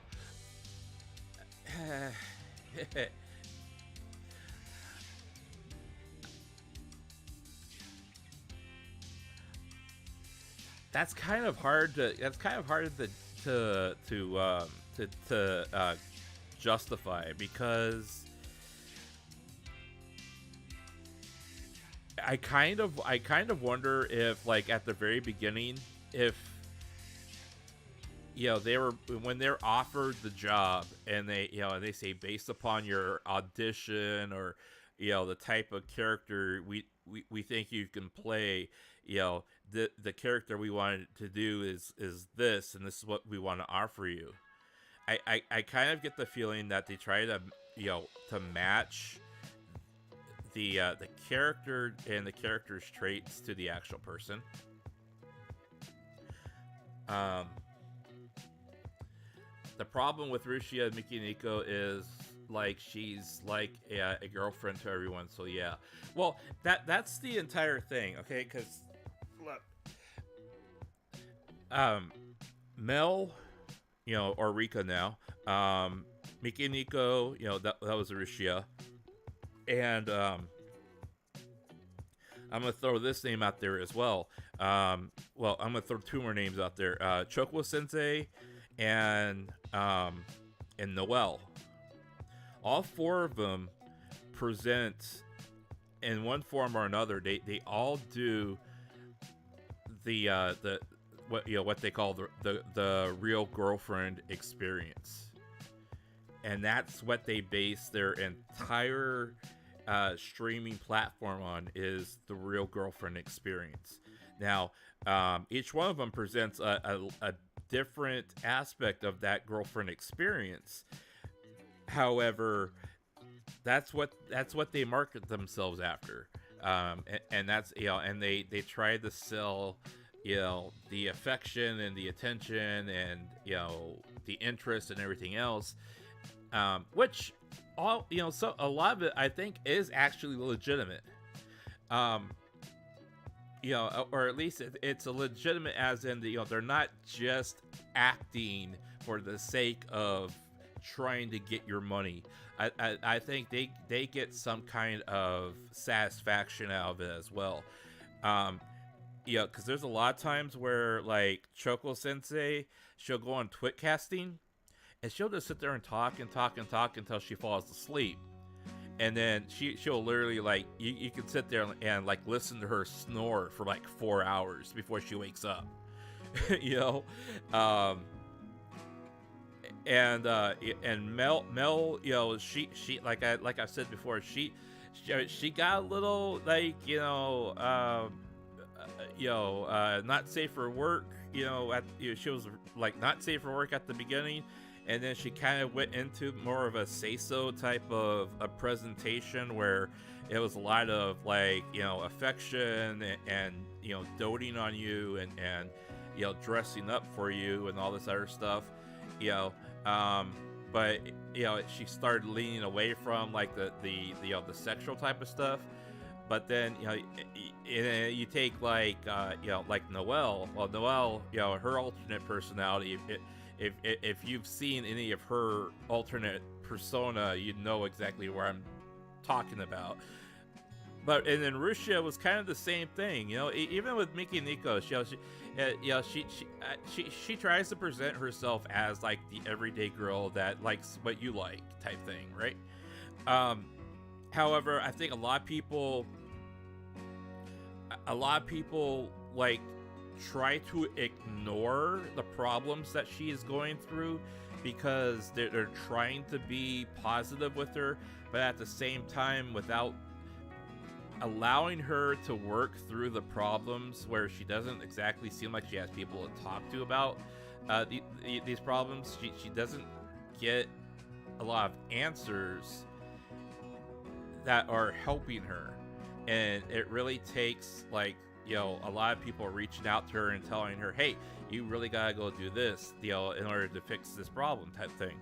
But I think a lot of it also has to do with the fact that Mikeneko, she feels like she has this need for attention, but the attention comes at the cost of her, for lack of a better word, her attention comes at the cost of her sanity because she obsesses about the people that talk bad about her. Everyone has a unique feel to them or whatever. Yes, everyone does have a unique feel, and that's the big thing. You have to sell yourself on that uniqueness. If you don't sell yourself on that uniqueness, then you aren't able to keep somebody's attention. And the listener has to actually feel like they're getting something in return, even if it's just the attention, in order for that that streamer to succeed. And I think that's where a lot of people fail is, they can play a game extremely well. And they're streaming that game, and they're like spending 5-6 hours playing that one single game, but they're like, why isn't anyone paying attention to me? And it's like, well, you have to present more than the game. You have to present something unique about yourself in order for people to stick around. Gotta go for now. Thank you for dropping in, Wiley. I appreciate you being here. Yeah, we will keep an eye on things, and I'll keep an eye. I'm going to be keeping an eye out for Corey to stream. But even if after the fact where he streams, I might do a little bit of looking at what he presents, and hopefully it'll be in a format where we can break it down.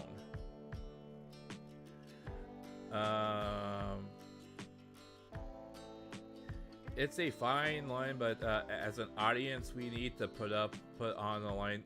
Well, it's not just the it's not just the audience that is that is responsible for that.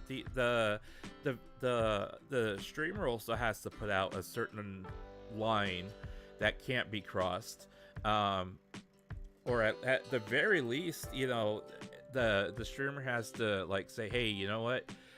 Ask me permission before we talk about X, Y, or Z, because those are very sensitive topics. And like what people have done in my chat, they'll say, hey, I know this is controversial, so but I just want to ask you this, and I will tell them, hey, if it's controversial, but it's something we can talk decent about without it being something like completely malicious, then we'll discuss it civilly. But if it's just pure hate, hate on age, sex, gender,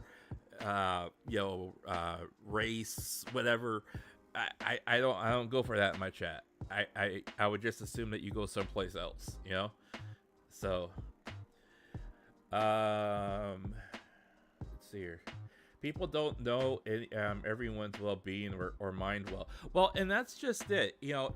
And that's where you know, at least me, I try to kind of differentiate myself like that, because you know, I've always sold myself as, you know, what you get right now is 90% me talking from the heart, and then 10% me trying to make sure I filter what I say so it's YouTube friendly. All right. But you know, I mean, my entire origin story as a VTuber is I'm a normal guy that fell down the VTuber hole and came out the other side as a VTuber. That's my backstory. You know, that's my lore. You know, I saw Roboco, Alice, and Picora go down a rabbit hole, and I was like, hey, where are they going? I followed them down the rabbit hole. I came out the other side, and I look like this. I mean, that's my origin story, right? But it makes it easy because that means I could talk to you the way I want to talk to you without having to, like, actually, like, you know, put up, you know, an act, for the lack of a better word, you know. But it's because a lot of times we talk about serious topics on my channel, and then there's times where we just, you know, hang out. But in times like this where we're trying to talk about real stuff that's happening, that's the other part of why my channel is the way I run it, is because, you know, there's very few VTubers out there that are willing to talk about the VTuber stuff that is happening, because they're so afraid of talking about other VTubers. You know, it's like we're talking about things that are common knowledge, that are out there, that are in the public, you know, arena. We're not slandering anybody. You know, we're making observations about them. You know, and it's perfectly legal to criticize. You know, that is part of, you know, fair use. You know, the United States has that law called fair use, and that's exactly what we're doing. You know, and we're allowed to talk about things in the public arena and draw our own conclusions. You know, but I'm not saying that, you know, I'm not trying to bring down any monetary gain that Mufumufu is, you know, making. You know, if anything, I kind of pity the guy, because he doesn't seem like he really understands what love is, or what anything is, you know, in regards to relationships, based upon, you know, what I know about the guy. Best lore, agreeable, perfect pass. Yeah, just know your know your lord, and is your shield, and there's no need to act like. Well, and that's just it. You know, like, look at what people do for you know, manga and anime and everything else, where you have, you know, the normal average everyday guy gets isekai'd into a world, right? And then that, you know, they become the main character of said world.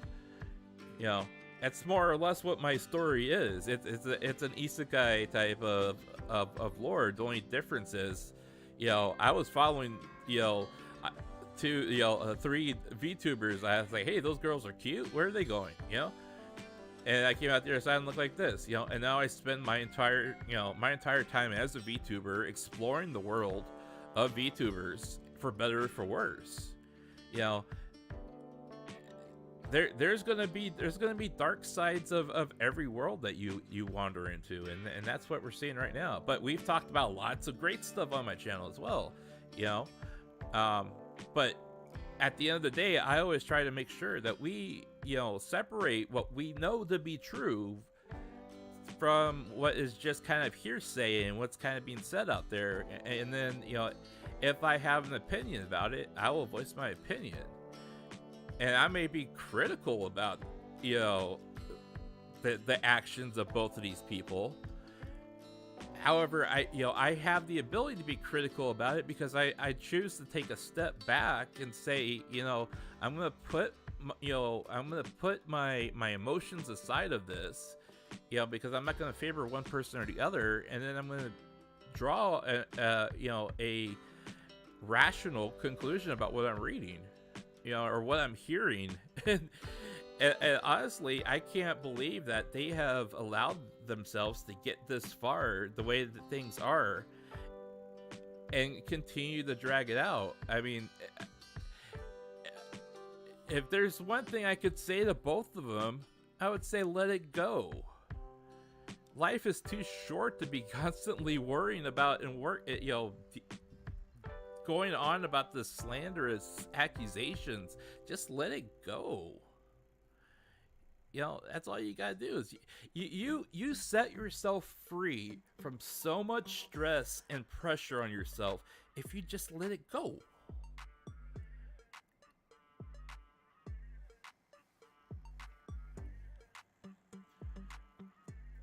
I have 2 cents. I have to wash the dishes since we're cooking. Okay. All right. Well, thank you for dropping in. I appreciate it. I'm glad that you're here. Stress is bad for your health. Yes, it's extremely bad for your health. I mean, if you guys, for you guys that are listeners that are, return listeners that are been with me for a while, you guys know the amount of stress and fatigue and everything else I was going through. And when I took, the entirety of December off and I went to handle some, my family business, I came back and I had allowed myself to decompress and take off so much stress that was happening in my life because of everything that was happening, with my family, everything that was happening to me personally, so on and so forth. And I came back and, I came back to the same life that I left, but I came back and I was able to relieve a lot of that stress and let things go while I was gone because it was what's best for me. It's time to move on. It's time, you can't sit there and let this one thing be your defining moment for the rest of your life. And that's what they're doing.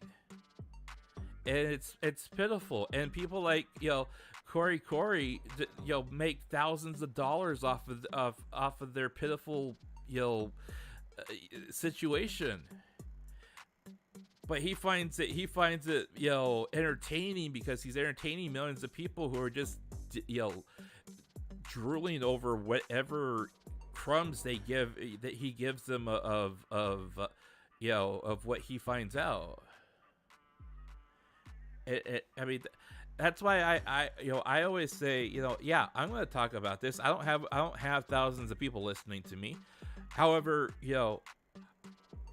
what I talk about is what I know to be true, and I don't try to let that define the type of streamer I am. I'm just the type of streamer that loves my fellow VTubers, and I want to see them succeed.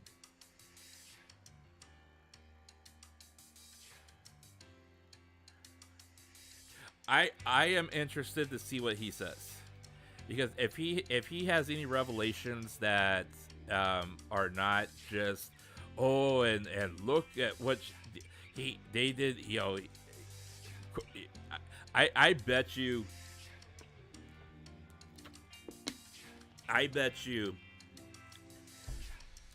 anything that when he presents whatever he has, it's going to be a bunch of screenshots from Mufumufu of them having an argument, and they're going to be selected screenshots of conversations where they are already in an argument or they are fighting, and she starts berating him because either she was egged on to berate him, or whatever the situation was. And you gotta also remember, again, we're talking about a young lady who at the time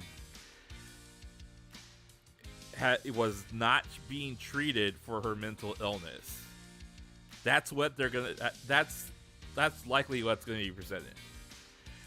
If there's more than that, I would be very, very, very impressed about what he's exactly sharing. But who knows? He might actually have like been able to go out and find their like marriage certificate if it's public, knowledge or whatever, or their divorce or whatever.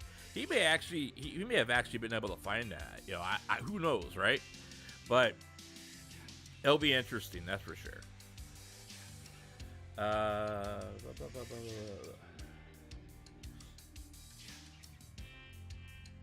Yeah, you have to always you always have to come back. You always have to come back swinging. If you don't come back swinging, then you're basically allowing yourself to just slowly waste away, and that's exactly what Mufumufu sounds like he's doing right now. But all right, guys, I am going to call it right here for now, since we don't necessarily have anything else that has not been talked about.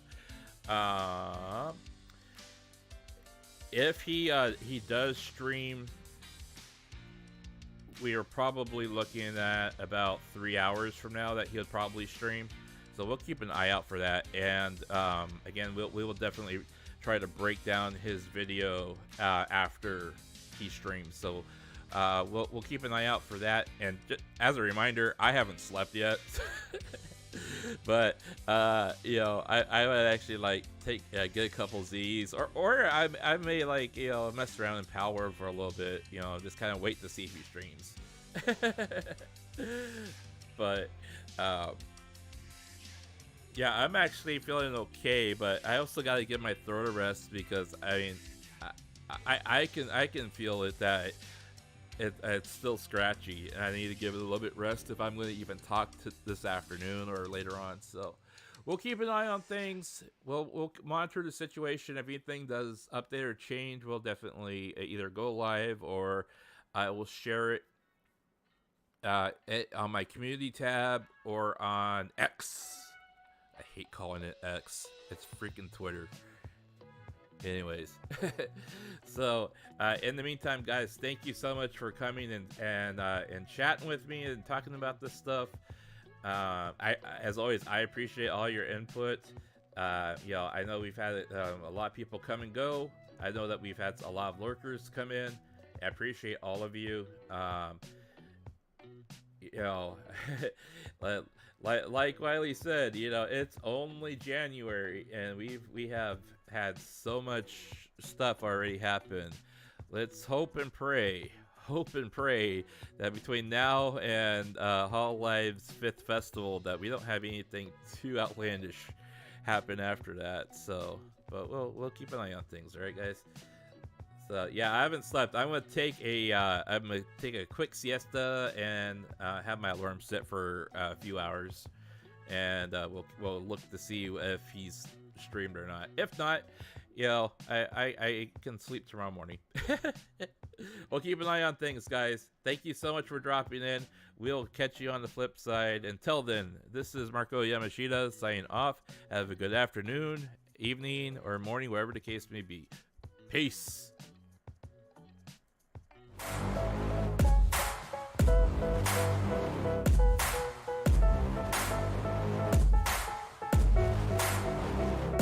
I like to get paid, that's why I work every